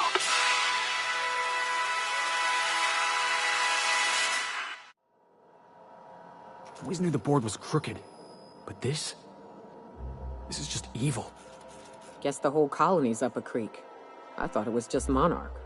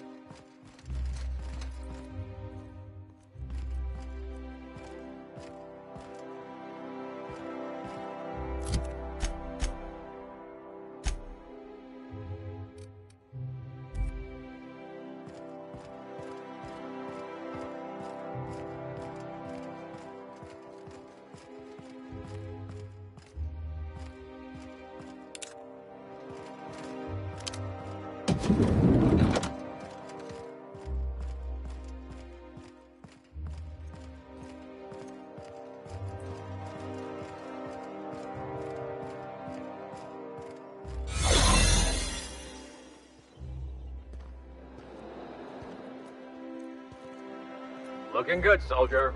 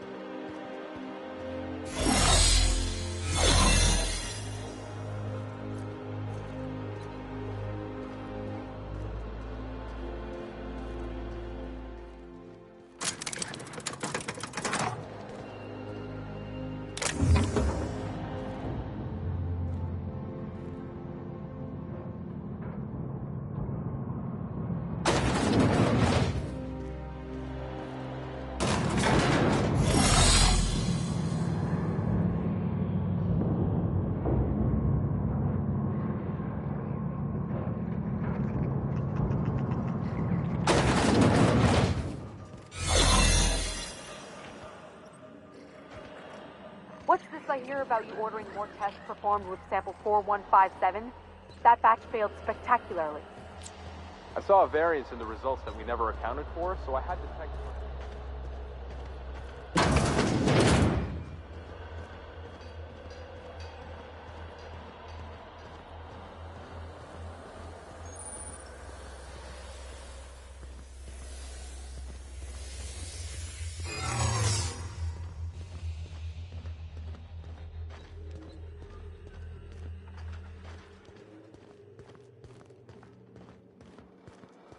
Huh? So, no visitors allowed.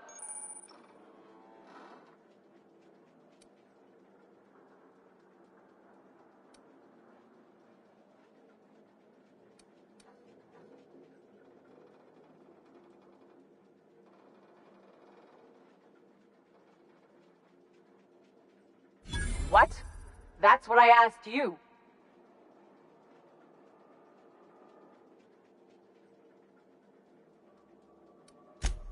That's what I asked you.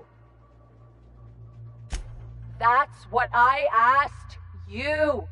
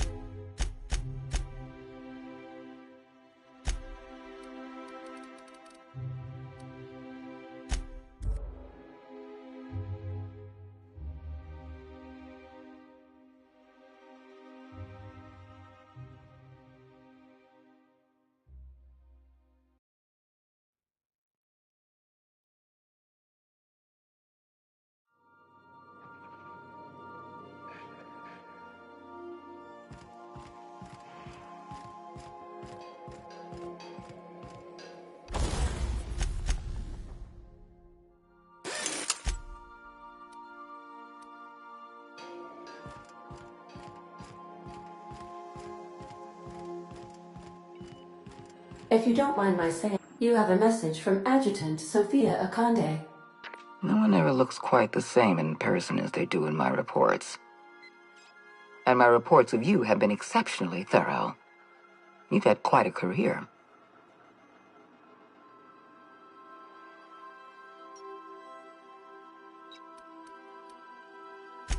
I think you're being modest. I've been keeping up with you ever since Emerald Vale. Now that was an interesting piece of work. A rundown backwater, barely worth the ink on a map. Until you showed up. You walked through Edgewater and in your wake transformed it from a loyal company town to a haven for dissidents. I'm actually a little impressed. All this happened because some mysterious stranger fell out of the sky.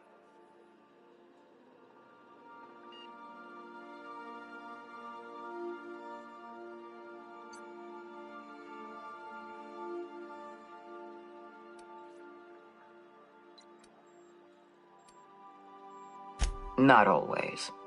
For the longest time, I could never be sure if you were on our side or against us. You should be back on the Hope, frozen in a hibernation chamber.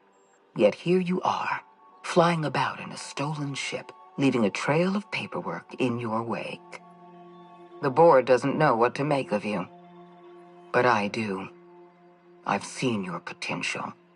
There's so much we can do for this colony.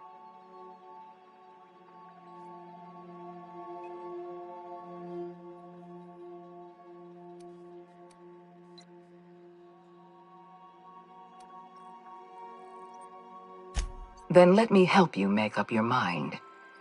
You have something I want. I'd like to negotiate.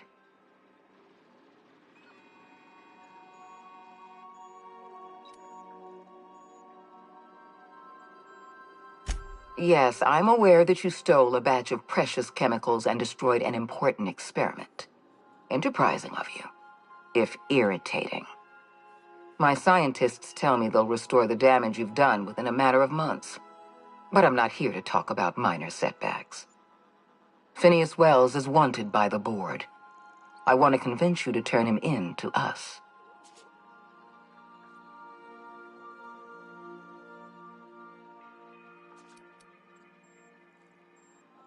He has a litany of charges against him. Vandalism, illegal experimentation, sedition. I could go on. Wells is a dangerous madman. His plan is going to endanger everyone in Halcyon. He's an obsessive psychopath. And he's using you. You're in contact with Wells. I want you to send us a tracing signal from his communication terminal.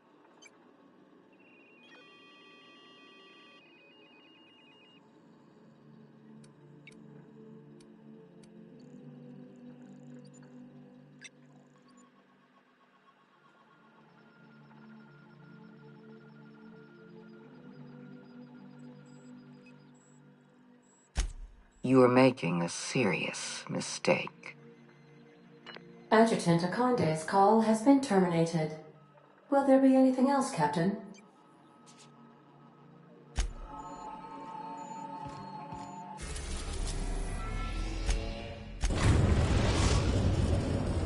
We have successfully arrived at Phineas's orbital lab, Captain, and we are still in one piece.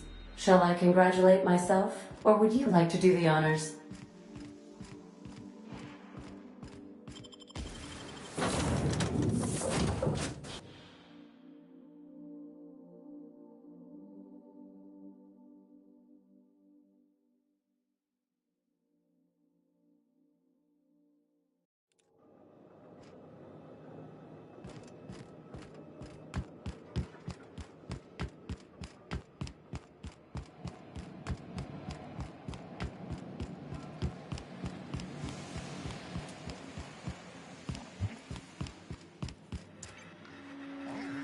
I've kept myself busy in your absence, optimized my formula.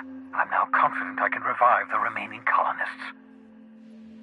All I need now is the dimethyl sulfoxide. I'll take as much as you can give me.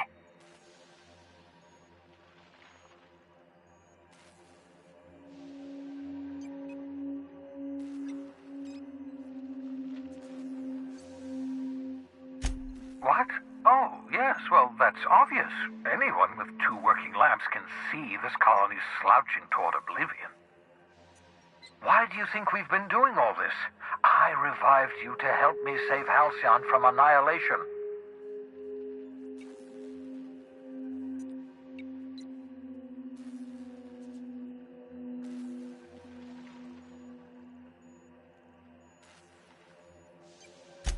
Hold on. Let me see if I understand this correctly. You're saying that Halcyon's on the brink of total collapse, and the chairman's plan to save all of us is to save himself? I always knew Halcyon was heading toward a systems collapse, but I never imagined we were already there. The board made this crisis, and now they want to solve it by freezing the rest of us? That's not a plan. That's a goddamn escape clause. That makes 2 things we don't have: time and chemicals to revive the other settlers. None of this was supposed to happen. I was supposed to revive the Hope's colonists. We were supposed to have enough time to solve the problem before we all starved. Human test subjects. Oh, that's grotesque. That's unthinkable. That's exactly what I'd expect out of the board.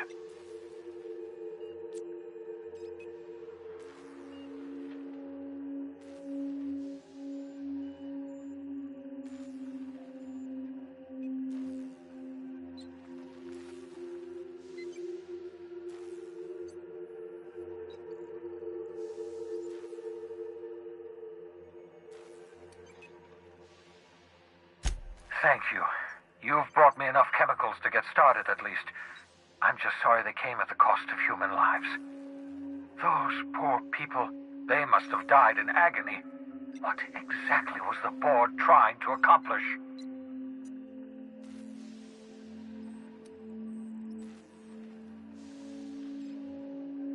You say the board's trying to freeze their subjects over and over again without inflicting permanent damage? Well, they're nowhere close to solving that problem. I'll tell you this much. The board scientists are hopelessly lost. After years of fruitless experimentation, they've made exactly 0 progress.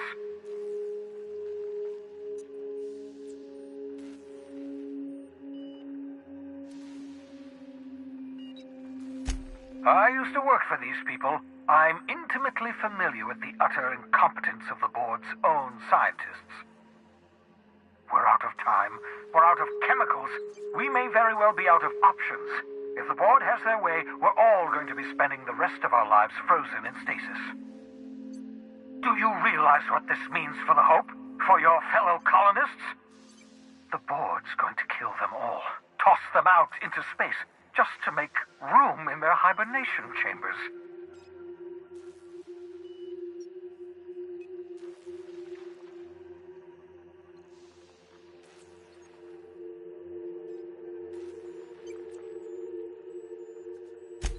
Short of lining up every member of the board and shooting them in the back of the head. Do you know what's waiting for us on the Hope?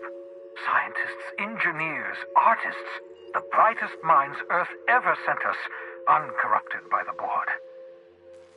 The board's going to dispose of them all and transform the Hope into a prison for the rest of us. They're likely on their way to the Hope as we speak. We need to get to those colonists before the board. I have enough chemicals to start reviving a few of them, but no easy way to get them off the Hope.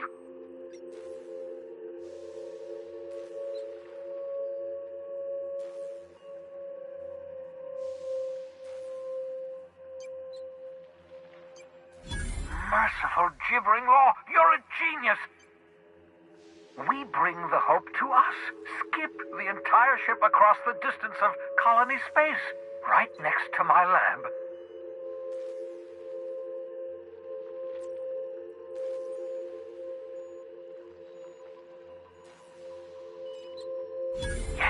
Yes, exactly.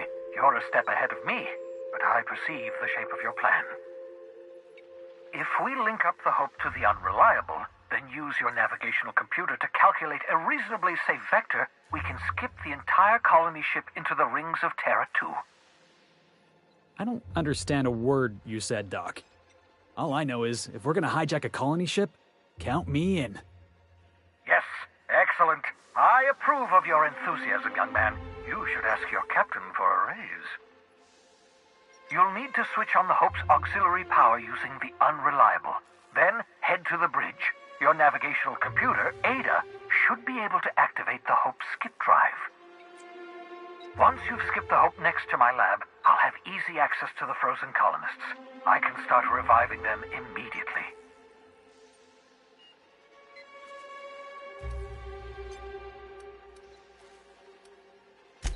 Certainly. How can I help? It wouldn't surprise me. When I pulled you out of the Hope, the board nearly intercepted me. I expect they stepped up security since my little act of larceny.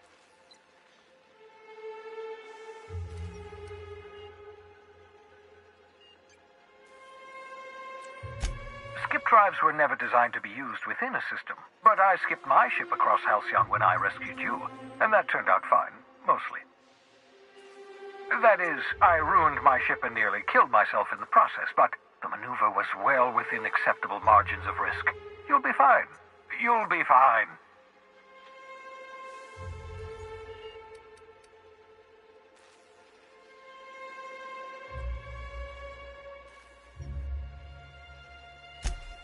Unlikely.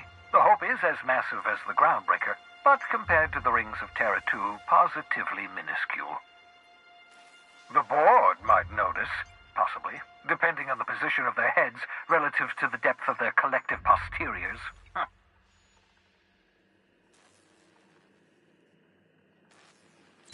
I know you're wondering why I'm doing all this. Why I believe the people on the Hope are the answer to the colony's problems. The Hope is carrying some of humanity's most brilliant thinkers, scientists, engineers, experts in their field. If we work together, we can still find a way to save Halcyon. The board would have us believe Halcyon is beyond saving. I choose to believe otherwise. If there's even the slightest chance we can save Halcyon from oblivion, then we have to take it.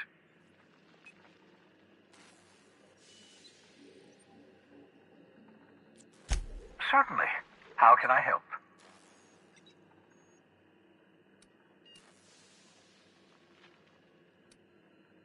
Hey, you got a minute? You know, they're gonna make a serial about our adventures one day.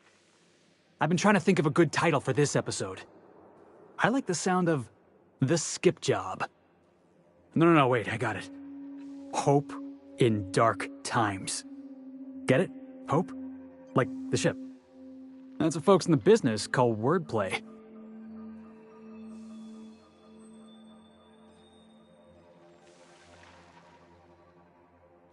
Yeah, I've been thinking about that. Got a list right here. Thrilling tales of the unreliable. Or maybe spine-chilling stories from the edge of the system. Was also considering astounding adventures in the ether. I'm partial to that last one.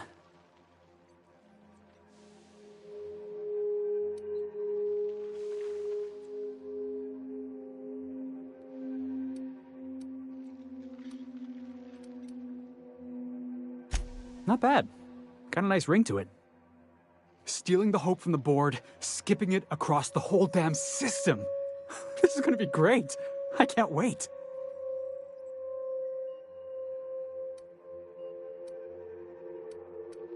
Enough to boost my pay? I'm just kidding, boss. I know you don't pay me. I'm sure you've got plans to make. As for me, I gotta keep practicing my signature dropkick. The Hope might have cameras.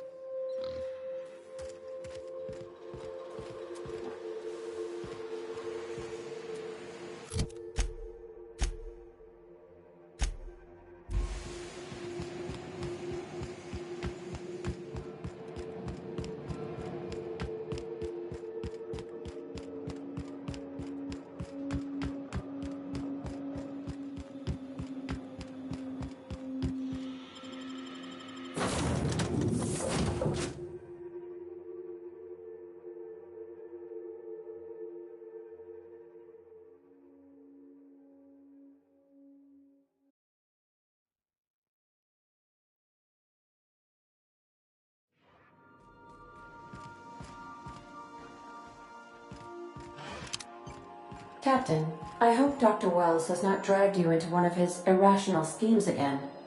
My diagnosis of his mental stability is not flattering.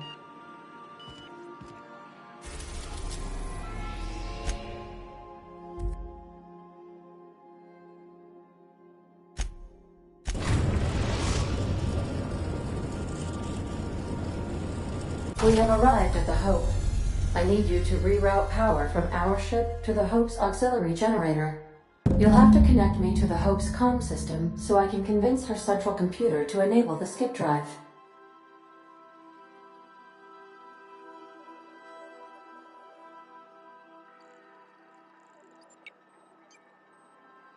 If your calculations are even slightly off, you could crash the entire colony ship into Terra 2. Or the Sun. The Hope is the Groundbreaker's prettier, sleeker sister. She wandered off and got lost for 70 years, but just recently was found. Also, there are hundreds of thousands of frozen organic life forms hibernating in her hold.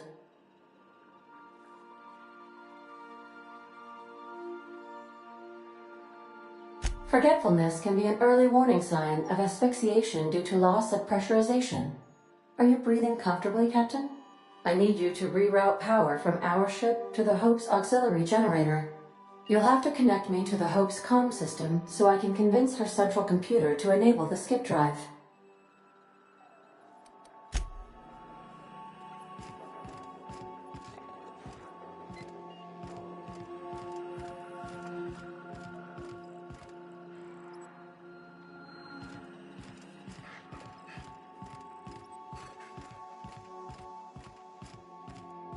Remember that you are not insured.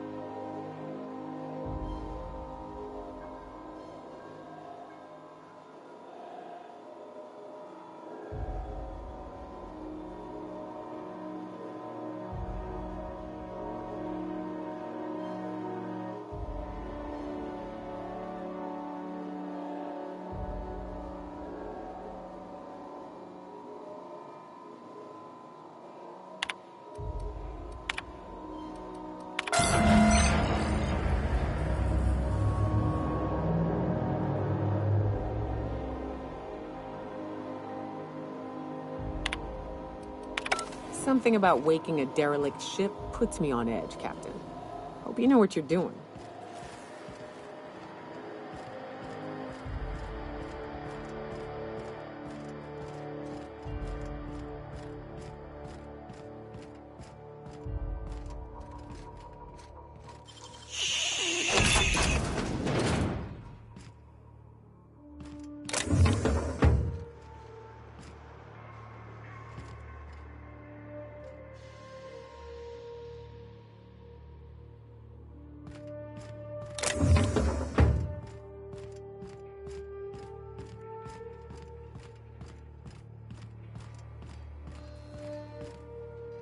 You know, when they posted us here, I told them there wasn't any point. Nobody would be so stupid as to fly to the ass end of the colony for this derelict. Shows how much I know. You've got about 5 seconds to tell me what you're doing here before I make you take a walk outside.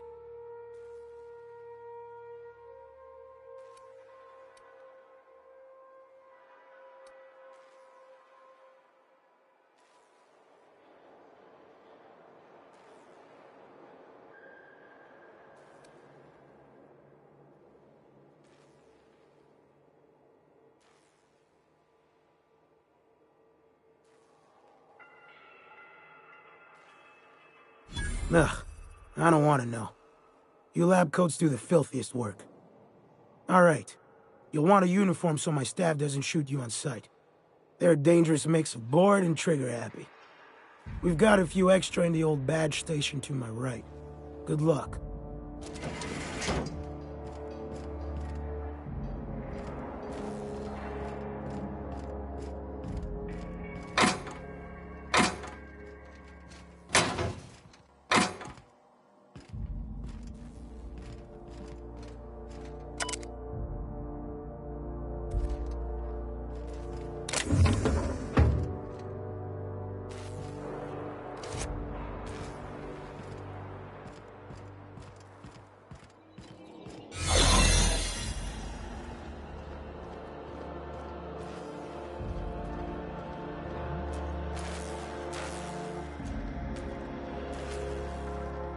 Soldier?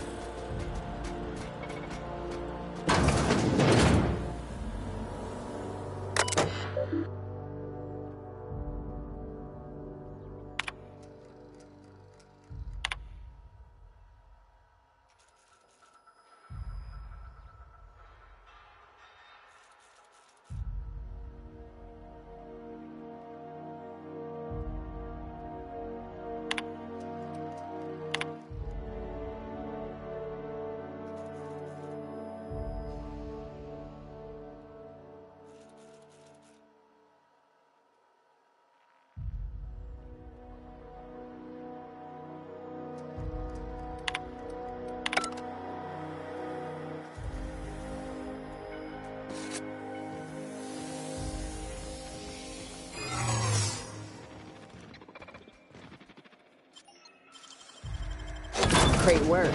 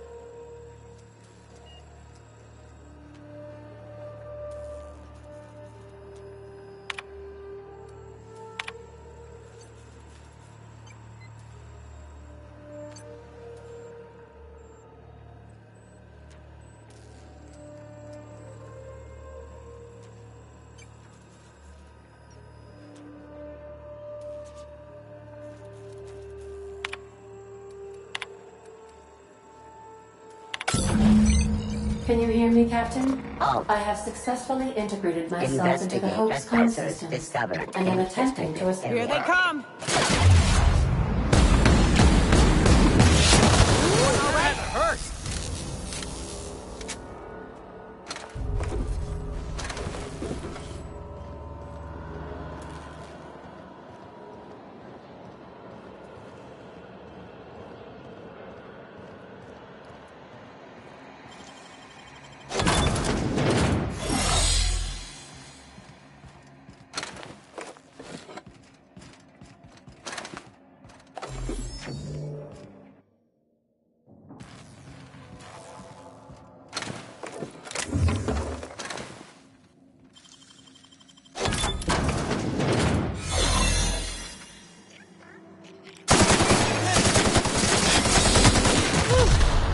Next? Nobody? Yeah, that's what I thought. Should we assign Sam for a cleanup? It's like something out of that one horror serial. What was it called? Oh, yeah. Slaughter Island.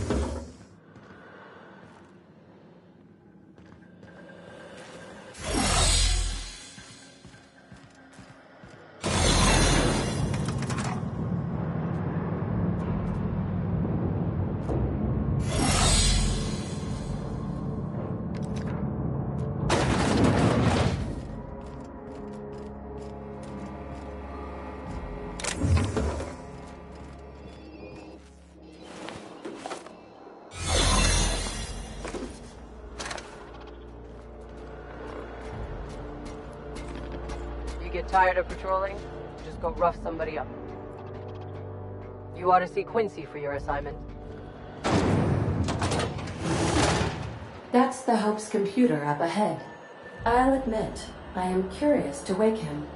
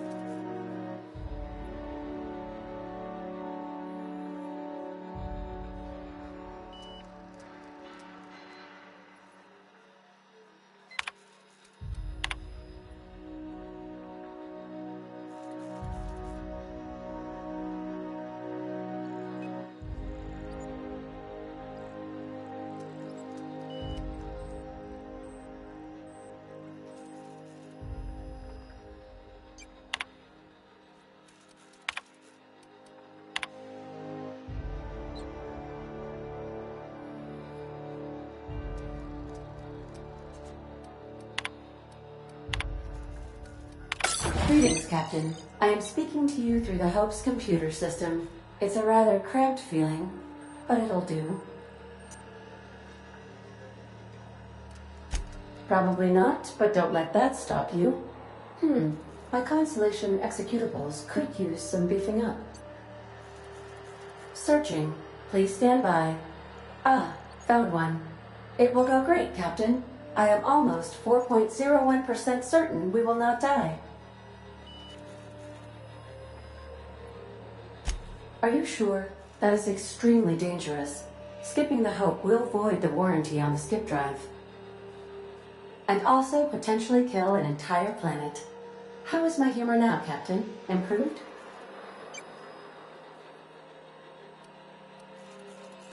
Jump-starting the skip drive. Destination set to the rings of Terra 2.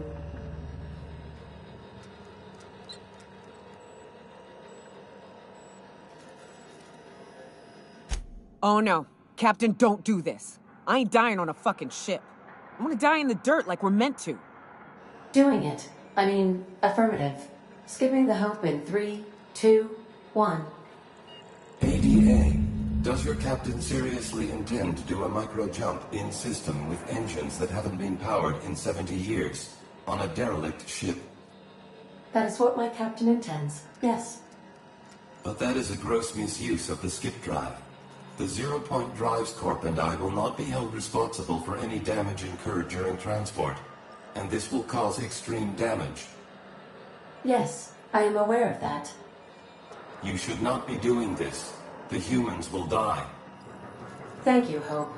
It looks like all systems are go. Captain, I would advise you to hold on to something. Now.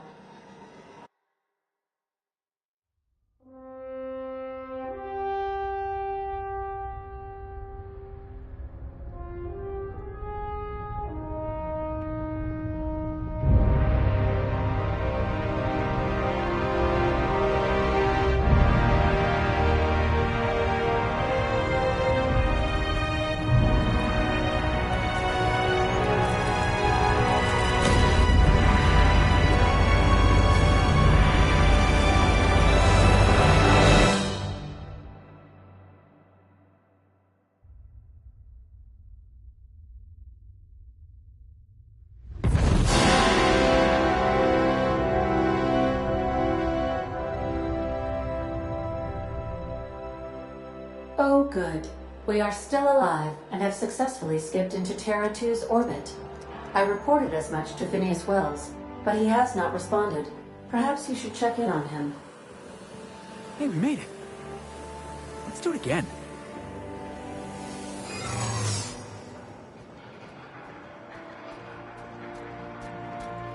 I don't recognize you. Are you... What's your problem? Easy. You made your point. I don't want any trouble.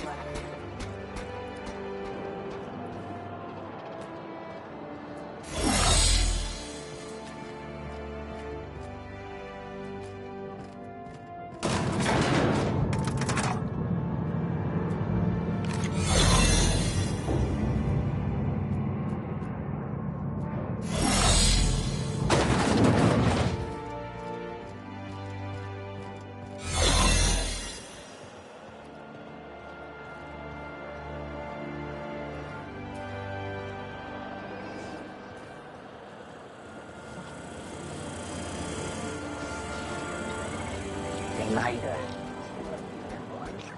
Should result in paid citation.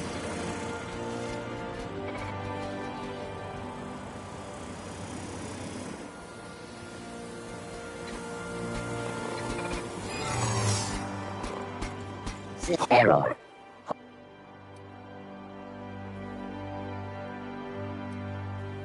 Error. Paradox protection protocols have prevented me from registering your stated identification. Please report to your nearest mechanical engineer.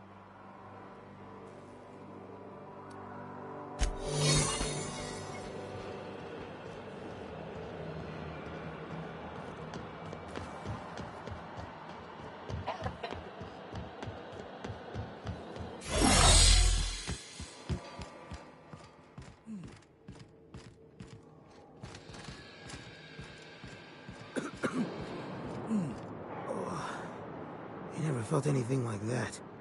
I'm gonna need a minute.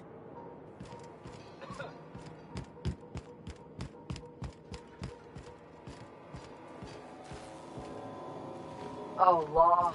I'm going to be sick.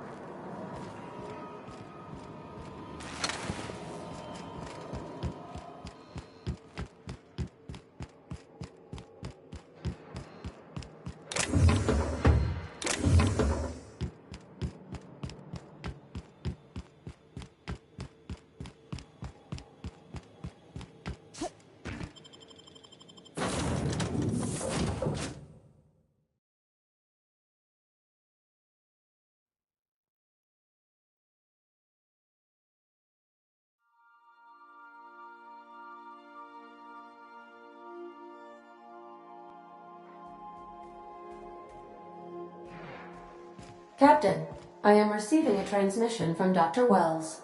The transmission is marked with priority status. Urgent! Captain, I shall now play the transmission I received from Dr. Wells. The board is here. They've found me somehow. They're about to blast my door open. I can't stop them from getting me, and there isn't enough time to explain everything. But there's something very important you need to remember. The board, all their lackeys, they're all a bunch of swine. Do you hear me? They're fucking corporate swine. You fucking pigs! I'll take you all out with me! I'll never... It would seem the recording captured some rather dire events. I presume you'll want to dock at the orbital lab to check on your associate as soon as possible? How can I be of assistance? I request...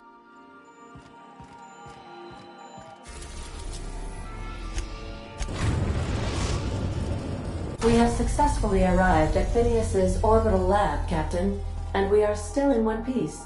Shall I congratulate myself, or would you like to do the honors?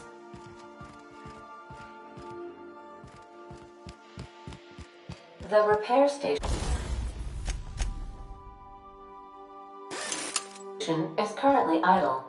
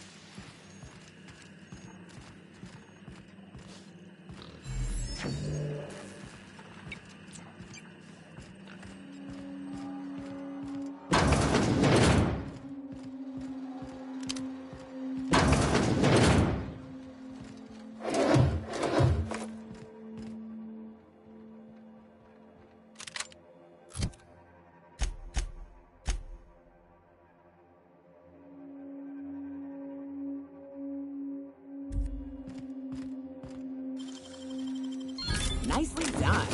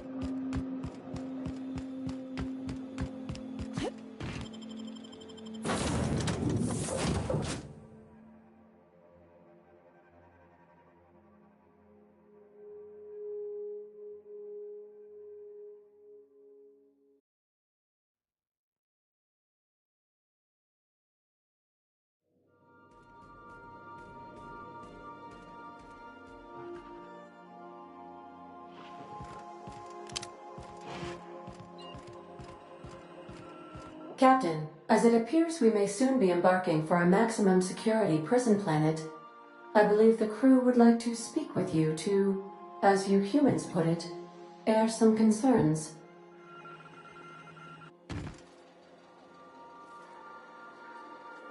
Well, folks, I ain't exactly keen on busting into a prison, but riddling bored stooges with bullets does sound like a ride and a half. I never got to know Doc Wells. We ain't friends or crew. But he's still one of us. He's the reason the boss is up and walking right now. We can't just leave him to die in Tartarus. To extract the scientist, you will need to infiltrate the labyrinth. But that course of action is likely to be quite dangerous, Captain.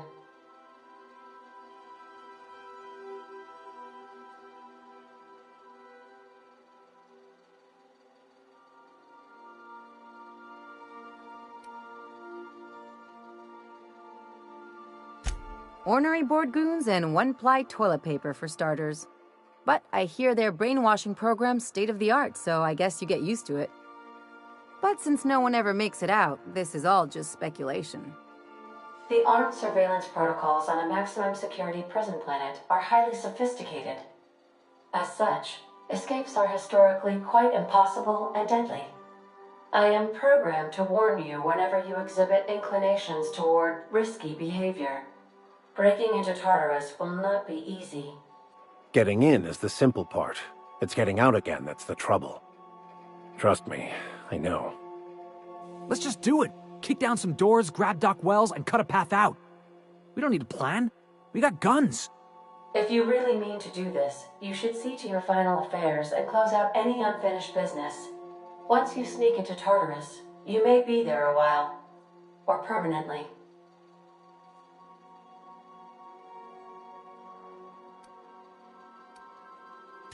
It's the craziest plan I've ever heard. And I mean that as a compliment. You didn't hire me to think. And I ain't about to start now. You're my boss. And I'll walk into fire with you. I think it's insane. But maybe the colony needs a healthy dose of insanity right about now. I know it's dangerous. And I won't lie and say I'm not scared out of my wits. But I couldn't live with myself if we didn't do something. You're asking for more than bravery from us, Captain. But there are worse ways to go than dying for a good cause. I'm in. Let Sam get the grime out. It's what our units do best. The entire plan is a terrible idea, but I admire your bravado, Captain, which leads me to illogically believe, against the odds, that you will be successful.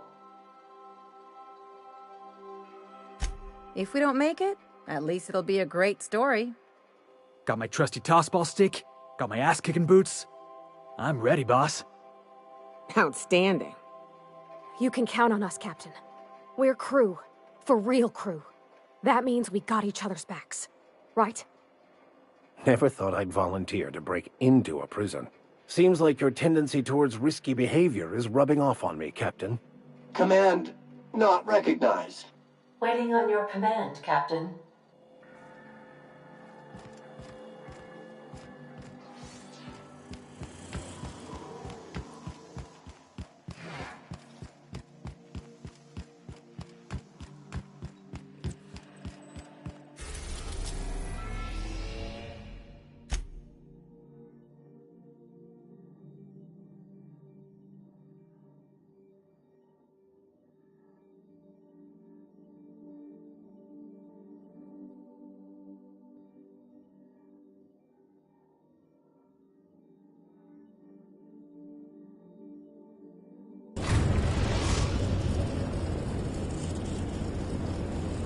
I am pleased to inform you that we have arrived at the labyrinth. Please be advised that the punishment for trespassing is execution. Please be advised that electrical storms on the surface of Tartarus make departure impossible at this time. Resident count is as follows: 3,071. Resident deaths, including but not limited to executions, are as follows: 1,684. Resident escapes are as follows: 0. The interior can be chilly. Take a scarf with you, Captain. I would also ask that you leave your captain's ID with me, in the event that you do not return. Understood. If you die or are incarcerated for life, I can generate a new ID for the next captain. I would prefer if you returned, though. Oh, speak of the devil. Captain, I am receiving a transmission from the prison's docking authority now. Attention, unauthorized spacecraft. This is a maximum security installation. Your presence here is an explicit violation of UDL corporate policy. You are hereby confined to your docking platform until a ticket detailing your crimes has been filed and notarized, at which point your vessel will be seized and you will be executed.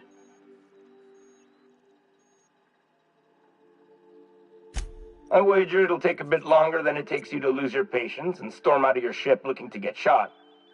To be honest, that'd make my job a lot easier. You come out, we shoot you full of holes, and then everyone goes about their day worry-free. Except you. You'll be dead.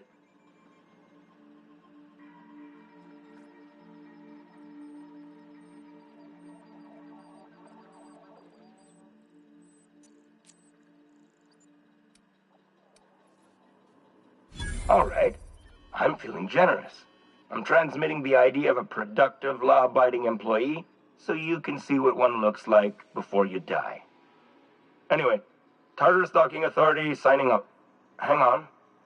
Another ship just pulled into your dock. Wait, is that from the Groundbreaker? What the? Pay no mind to that. Just have a pleasant day. Transmission terminated. Biometric ID received. Transferring data to external cartridge. How can I be of assistance?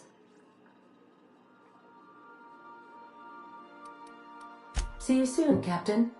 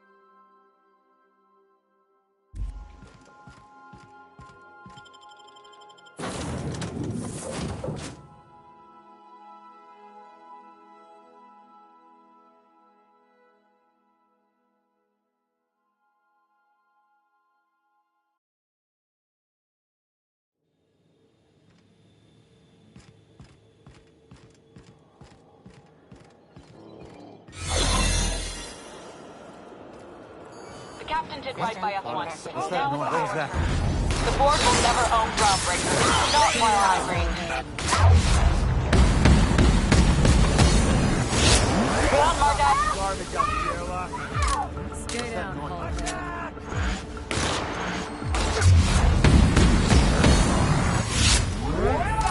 Don't mess with the best.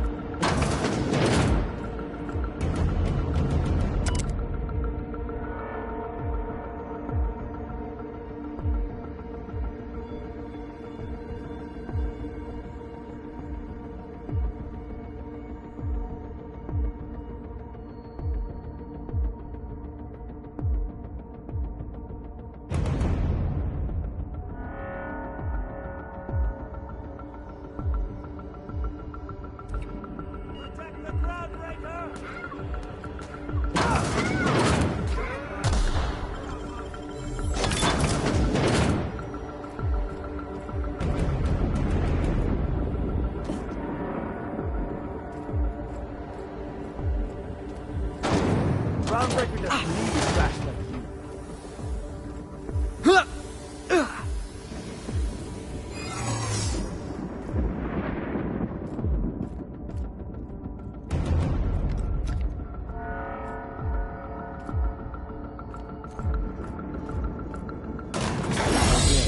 I'm not too keen on walking into a prison. They lock me up, I'm liable to kill everyone trying to get back out. They say nobody's ever broken out of the labyrinth. Didn't say nothing about breaking in, though.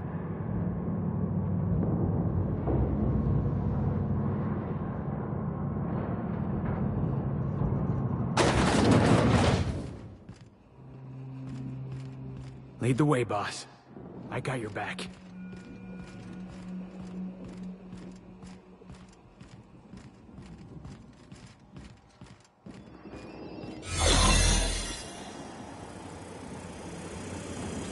Greetings, authorized personnel.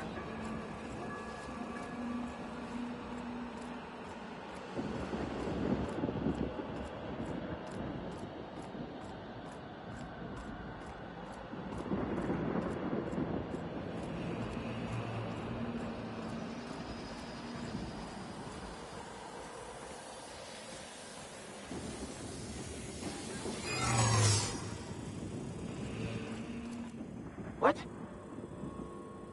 Are you new here? I didn't think we were hiring more staff.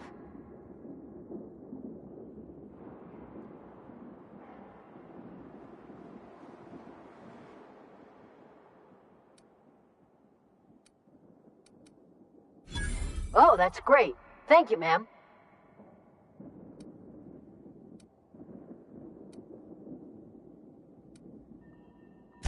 Much appreciated. I'll get out of your way.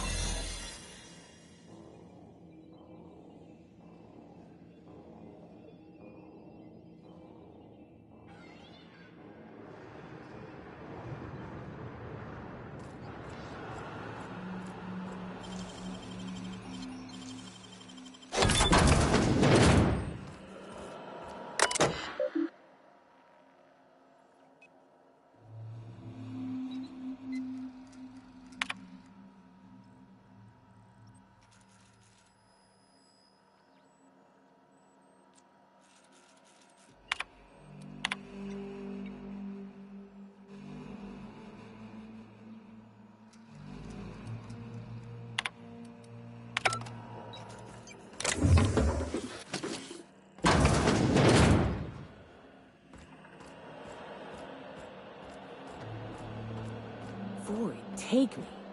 I thought the chasm outside Stellar Bay was deep. This makes me nauseous.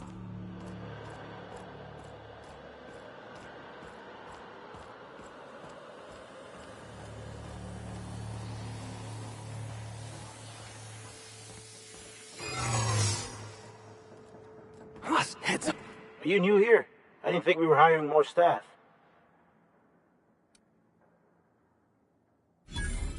Whoa, nothing.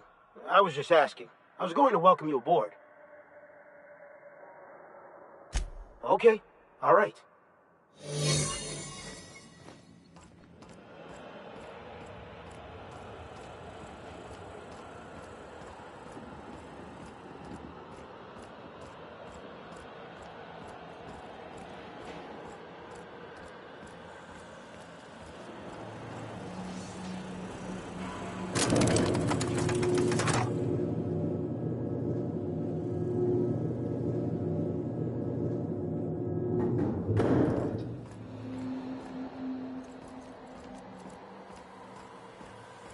Let's go, troops. Stellar Base counting on us.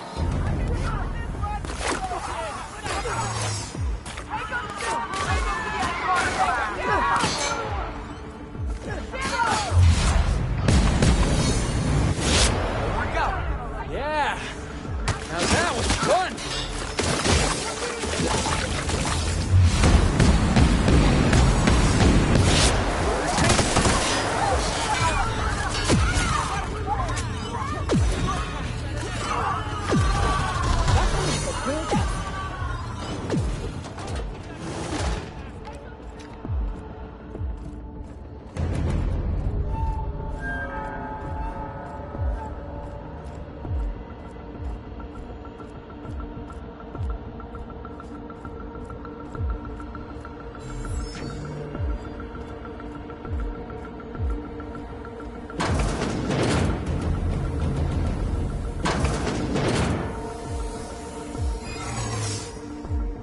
Someone's coming.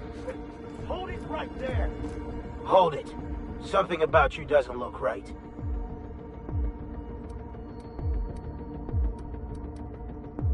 Yeah? You're not contagious, are you?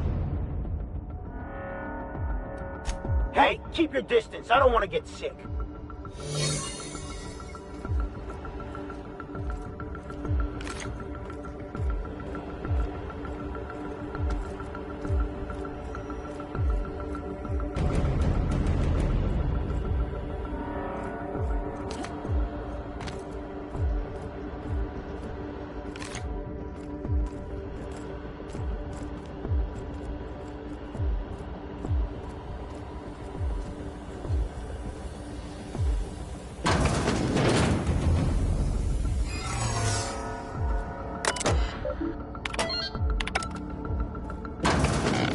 Well, look who it is.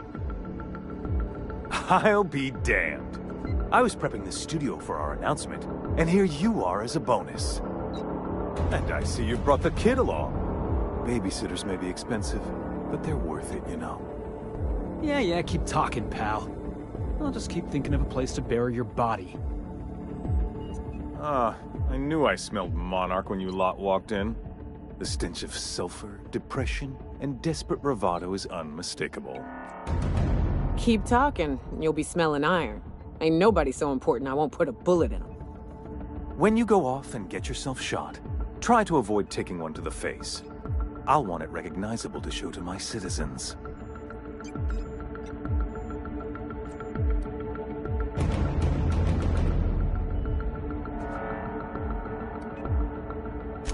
Haven't you heard? Phineas is working for us now. It took some doing, but employing an efficient management strategy of putting our guns to his head seems to have done the trick.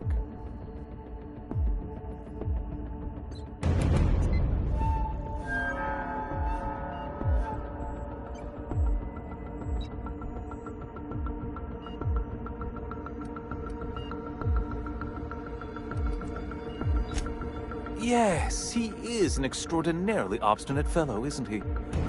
Fine, he isn't working for us per se. Semantics, he'll come around.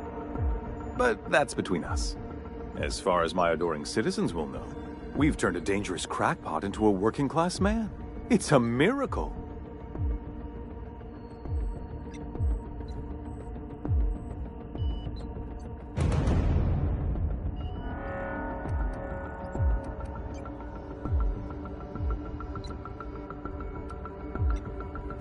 It's PR. It's for the best, really. Believe me, the good people of Byzantium don't want to know what goes on here.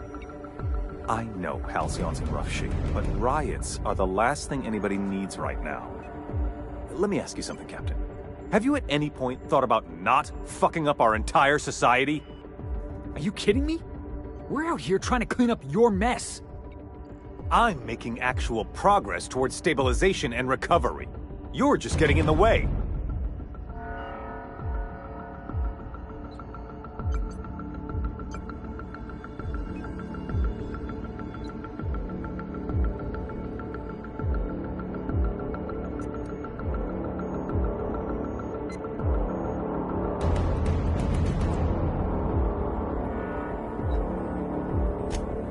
If I and my people can ride it out in luxury and happiness, yes, I would. I don't know if you've noticed, Captain, but Halcyon's pretty much a lost cause.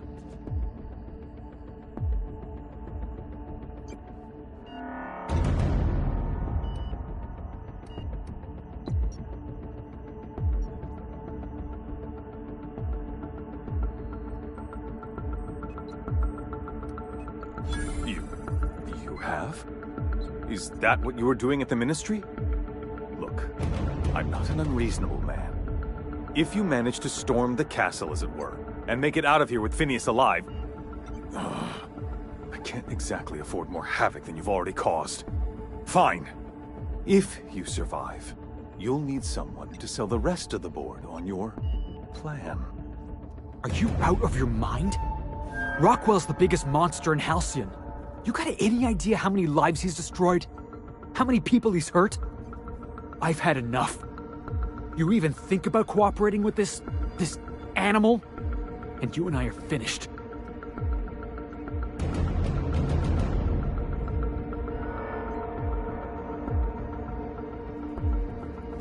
You're damn right it is. If you're gonna place more faith on this brat than the chairman of the fucking colony, then there's no hope for you. Go get yourself killed.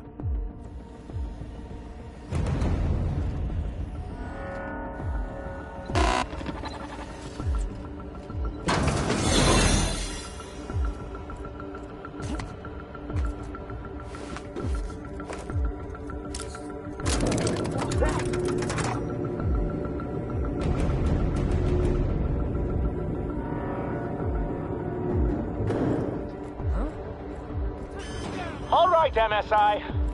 I'm not one for rousing speeches, but the captain needs our help. So, get in there and about a blasted fight! Fugitives the fugitive. Let it go. We're losing Security patrol.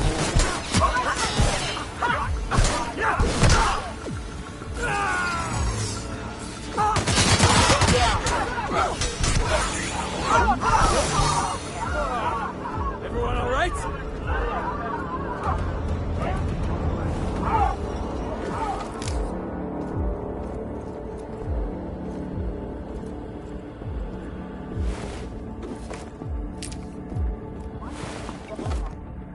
Take him down! This one down! Take him down! You, ain't feeling jittery, are you? 'Cause I'm not. Take a breath now, folks. Once we're up there, I suspect we ain't gonna have time to stop shooting.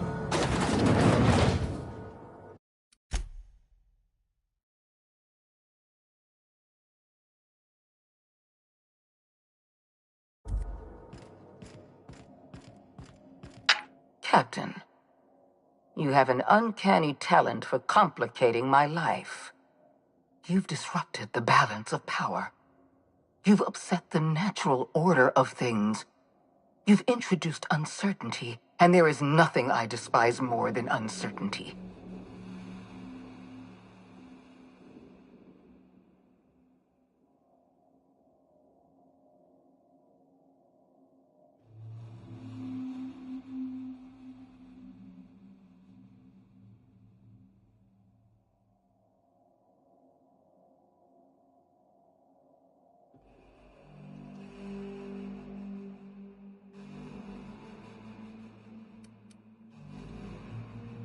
Typical. Running your mouth in the middle of a crisis. It's almost as if you delight in chaos. I should have dealt with you a long time ago. You were always too dangerous to leave unchecked.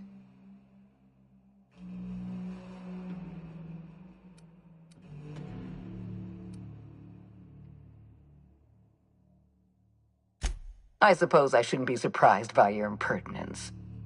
Leaving you alive was my greatest mistake, but it is a mistake I intend to correct. I have Dr. Wells in my custody. Once I've secured his cooperation, I can move forward with the program. I can repair the damage you've done. I can set things right.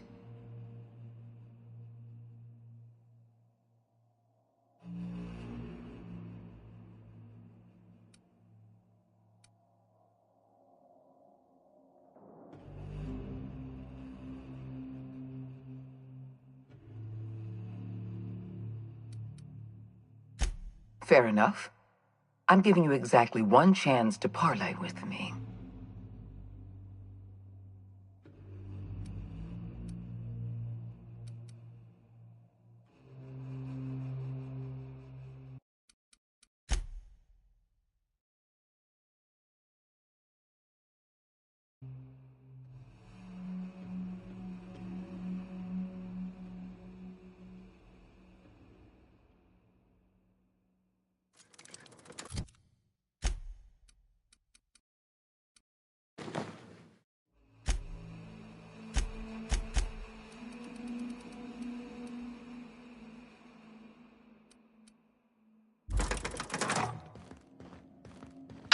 Captain, you...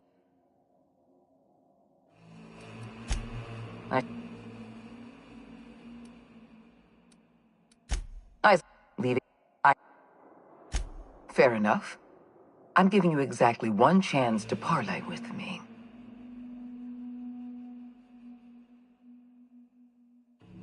Interesting that you think I'm going to die here.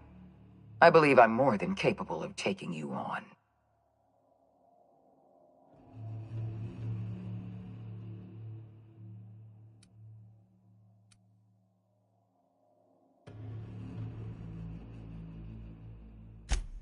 So full of confidence as always.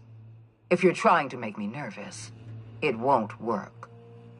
I've devoted my entire life to protecting Halcyon. I'm not afraid to die in the line of duty.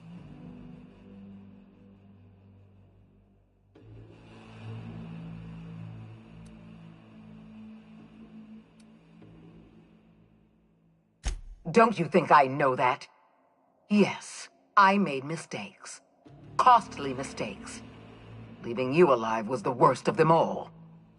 You were always an unknown variable. I tried to recruit you, but you threw your lot in with that madman, Phineas Wells.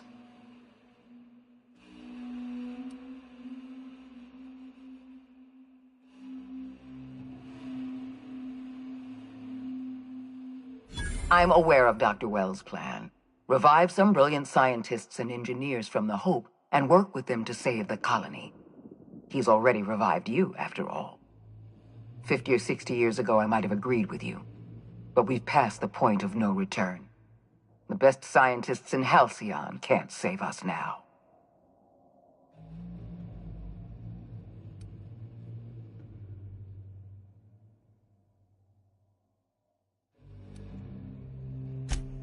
Our fault.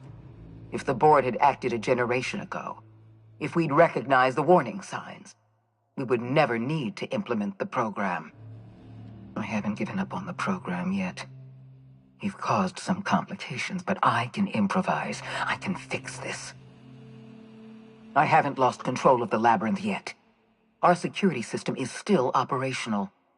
I can still put a stop to you.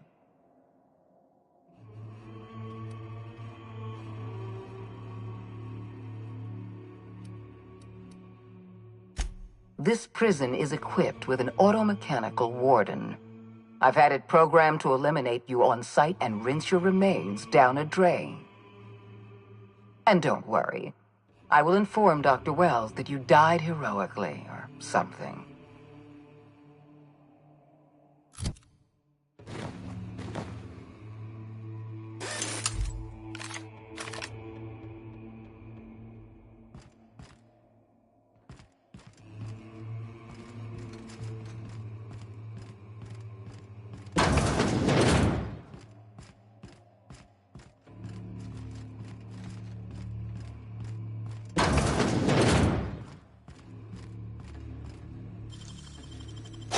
make it look so easy.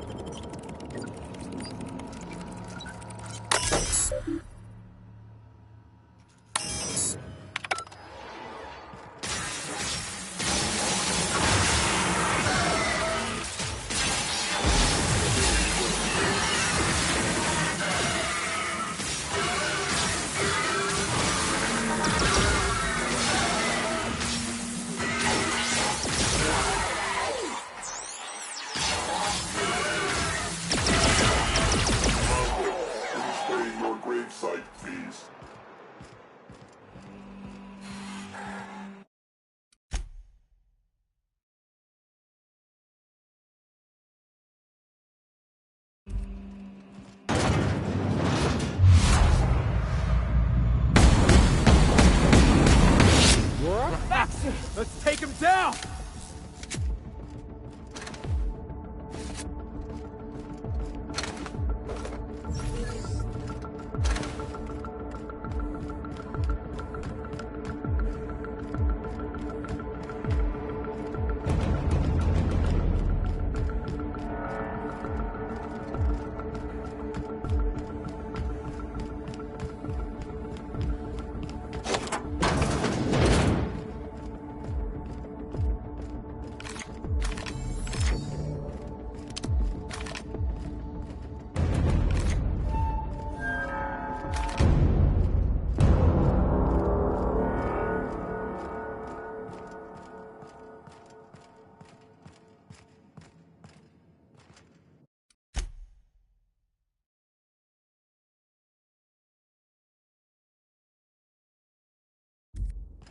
Why won't you just...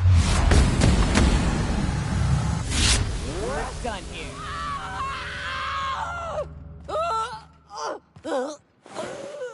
Get me out of here!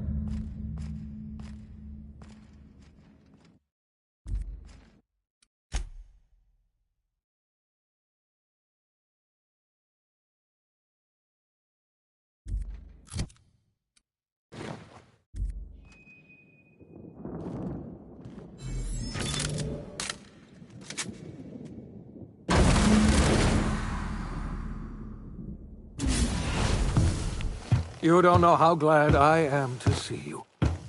You did the right thing. Akande was a monster. Her death was much deserved, and long overdue. And you lunatic, you broke into the board's own fortress just to rescue one doddering old man. You are absolutely out of your mind, and I can't begin to thank you enough.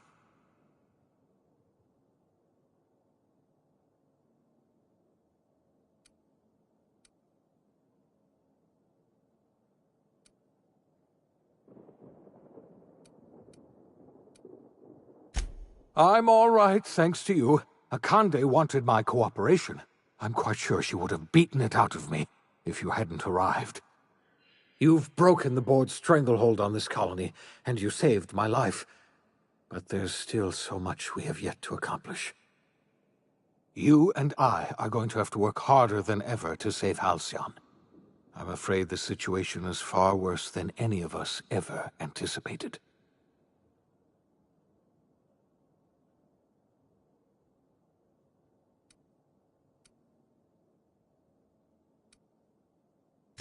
I would like nothing more than to celebrate this victory, but we have a serious problem on our hands. Earth has gone dark. We haven't received a single message in 3 years. There's been no communication, no signals, nothing. 2 years ago, the Earth's Directorate's frigate disappeared on their way back to Earth. We don't know what they discovered when they arrived, or if they arrived at all. Hold on, Doc. Are you telling me the Earth went dark 3 years ago? And the board's just been covering this up? They've been incredibly effective at concealing the truth. Right now, the only people in the colony who know are standing in this room. So we've got to make do on our own. Seems to me that'll make us stronger in the end anyhow. You're quite right. We've got no choice but to make do on our own. We're in serious trouble, my friend. Do you know what this means for Halcyon? We can't rely on Earth for support anymore. We've been cut loose. We're entirely on our own.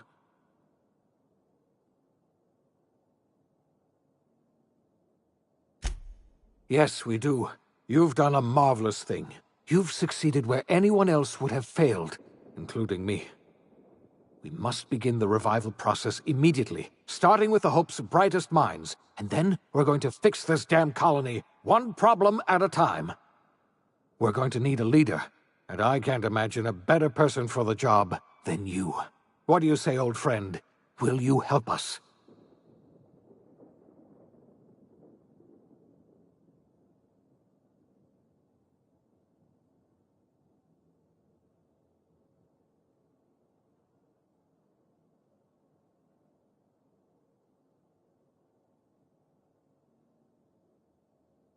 You won't hear a word of disagreement from me. You're the best thing to ever happen to Halcyon. If you want to take it upon yourself to lead this colony, you have my support. We're not a colony any longer, are we? Our last connection to Earth has been severed, and so we have been set free. Our future is uncertain, and no one knows what tomorrow holds. Exciting, isn't it?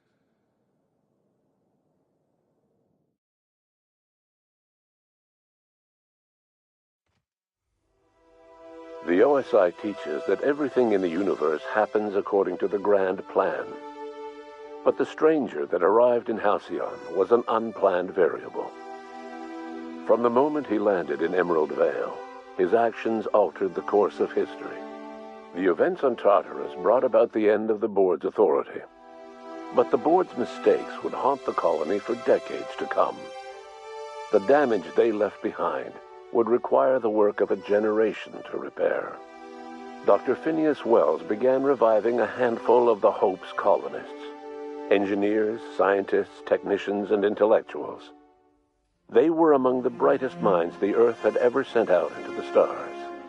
The Hope scientists and engineers woke up in a colony descending headlong into total collapse. With no way to return to Earth, they had no choice but to band together and devote themselves to the cause of saving Halcyon. The people of Halcyon were nothing if not hardy. In the absence of the board's authority, many of the colony's settlements banded together with a single purpose in mind: survival. Life was especially hard in the years to come. Some towns dissolved by attrition and starvation, but most of them found a way to carry on. In the years to come, Halcyon was forced to reckon with its newfound freedom. The board was gone, and for better or worse, the colony was responsible for its own destiny. Between MSI's worker-centric policies and the iconoclast's manpower, Sanjar and Zora were able to rally many of the Terra 2 townships to their cause. MSI's workforce swelled, and the iconoclasts enjoyed a significant surge in their ranks. The board was too distracted by infighting and internal politics to stop MSI from becoming a powerful corporation and a refuge for townships that might have fallen through the cracks. Consumed by paranoia, Lilia Hagen took Sublight Salvage in a controversial direction, openly accusing board officials of an extraterrestrial conspiracy. One day, an accident at the Groundbreaker's docking bay silenced her forever. Time would tell if her replacement could keep the Sublight family together. Adelaide McDevitt replaced Reed Thompson as the leader of Edgewater. She and her followers transformed Edgewater in their image. Anyone loyal to Reed was pressured into leaving town, and those who stayed behind adapted to her way of life. Adelaide transformed the old cannery into a new garden. The nearby Edgewater Cemetery provided a convenient source of fertilizer. As for Reed Thompson, it was said that he lasted exactly 2 days outside the walls of Edgewater. Years later, a marauder was found in possession of his hat. Under the leadership of Junlei Tennyson, the Groundbreaker held firm against corporate influence. The ship's mechanical stability gave Junlei the time to educate a promising generation of engineers schooled in her family's traditions. The future of the Groundbreaker looks promising. The rediscovery of the Hope and the abandonment of the lifetime employment program forced Byzantium to come to terms with some uncomfortable realities about the state of Halcyon. While Byzantines were reluctant to surrender the luxuries they'd grown accustomed to, the board's diminished authority gave them little choice in the matter. Nearly everyone had to learn to make do with less. Some even had to get jobs. It was a dark time indeed. Even the Gorgon asteroid, though a distant enigma to most of Halcyon, felt the aftershocks of your actions. The destroyed Adrenatime synthesizer became a symbol of the board's cruelty and a rallying point for Wells and his scientists as they sought to build a more humane, ethical Halcyon. They cleared the dead from Gorgon's laboratories and repurposed them to aid in the crucial work of solving the colony's nutrition crisis. Gorgon, which had once sown death and destruction across Halcyon, became a source of hope and renewal. The Gorgon Project's final explosive end was bittersweet for Olivia Ambrose. She wandered the colony's fringes alone, searching for others like her who despised the board and meant to destroy them. In time, she found Phineas Wells and his cadre of scientists, and she joined them in their efforts to save Halcyon. For a while, she even knew an uneasy peace. But for all that, Olivia found purpose in Wells' project. She was always haunted by the memory of her daughter, Minnie, who hadn't lived to see the better world they were building. She never did forgive herself for the horror her work had wrought on Halcyon, but she remembered fondly the daring captain who'd put an end to it at last.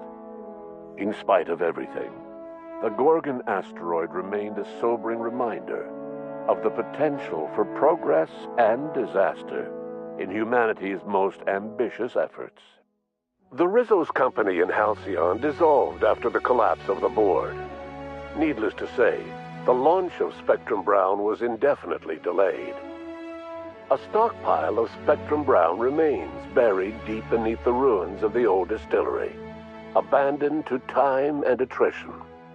With the dissolution of the board, Ruth Bellamy found herself without the two constants in her life, Byzantine culture and her sister Belinda. In the face of this new reality, she struggled to find a direction for her life. The colony had moved on from Halcyon Helen and would require new heroes in the years to come. And so Ruth Bellamy decided it was time to exit stage left. She quietly disappeared from public view.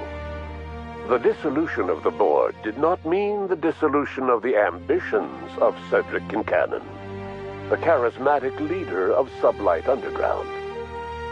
Cedric offered Slug's transportation services to the newly thawed colonists and set to work ferrying resources and food wherever they were most needed. For better or worse, Slug headgear became fashionable in the following year. As the board began to disintegrate, Spencer Woolrich found himself at a crossroads. Cling to what little stardom remained to him, or help usher Halcyon into its new future. To the surprise of many, perhaps himself most of all, Spencer chose the latter option. Having learned a variety of different skills in the many different roles played throughout his lengthy career, Spencer founded a radio serial dedicated to staying alive despite the odds. His subjects included how to survive violent encounters with only grazing wounds, dispense pithy one-liners for tense scenarios, and, of course, how to look good doing both. After a brief attempt at dating Helen as one person rather than two, which both Bertie and Helen found too strange, Bertie struck out on his own to try his hand at raising woolly cows. Many of his former Rangers teammates soon followed, Accompanied by the woolly cow the team had originally plied with alcohol. The dairy farm thrived under Bertie's leadership and care. The dairy rangers privately believed that the woolly cow softened Bertie's temper considerably, although the only one brave enough to say this to his face was promptly headbutted. Due to the board's dissolution, many of the Prophet's old customers no longer found quite the same value in productivity seminars that they once had. With her business drying up, the Prophet chose to take her followers down a new path. Months later, salvagers on Eridanos found clues leading them to a seemingly abandoned bunker out in the wilderness. Inside, they discovered horribly mangled corpses, sacrificed to a blood-scrawled portrait of a sprat-headed deity. The Prophet was not among the bodies. Your influence shifted Ellie's perspective. She finally admitted, albeit grudgingly, that she just might need other people. Sometimes. With a steady income from the life insurance payouts, she was finally able to afford a ship of her own. She hired a small crew and flew supply missions to communities on the fringe. Some of them were even legal. Life in Halcyon was sobering for Felix Millstone. The grand revolution he dreamed of never came. There was no great awakening for the colony, no celebrations in the streets. There was only the hard, desperate work of trying to repair a broken colony. Felix never had a head for numbers, but if there was labor to be done, he was there to help. Eventually, Felix realized that the work of a revolution was done with two hands. As much as he enjoyed his adventures aboard the Unreliable, the vicar, known as Max, eventually decided that it was time to move on, to live out the life he had sought so long to create. He knew there were many in the colony who carried burdens much worse than the ones he had struggled with, and he devoted himself to easing their suffering wherever he could. He only ever took up arms again to defend the defenseless. Unshackled from a lifetime of striving and fighting the universe and himself, Vicar Maximilian de Soto was finally at peace. Once the matter with the Hope colonists was resolved, Junlei bashfully asked Parvati if she'd like to join her permanently on the Groundbreaker, and Parvati enthusiastically, if somewhat awkwardly, agreed. The stories of her adventures spread across the colony, and Parvati soon found herself the center of attention. Having served as the engineer of a renowned spacecraft, tramp freighters and wildcat miners sought her out by name, and in no time, she was a fixture in the Groundbreaker's mechanical ecosystem. She and Junlei were never far apart. Nyoka returned to Monarch to take another crack at making a permanent life for herself. She formed the Charon Group, a mercenary outfit of ragtag survivalists and wilderness experts. Anyone in need of a guide, or just looking to throw back a beer and swap stories, could find her camping on the trail or clearing an infestation.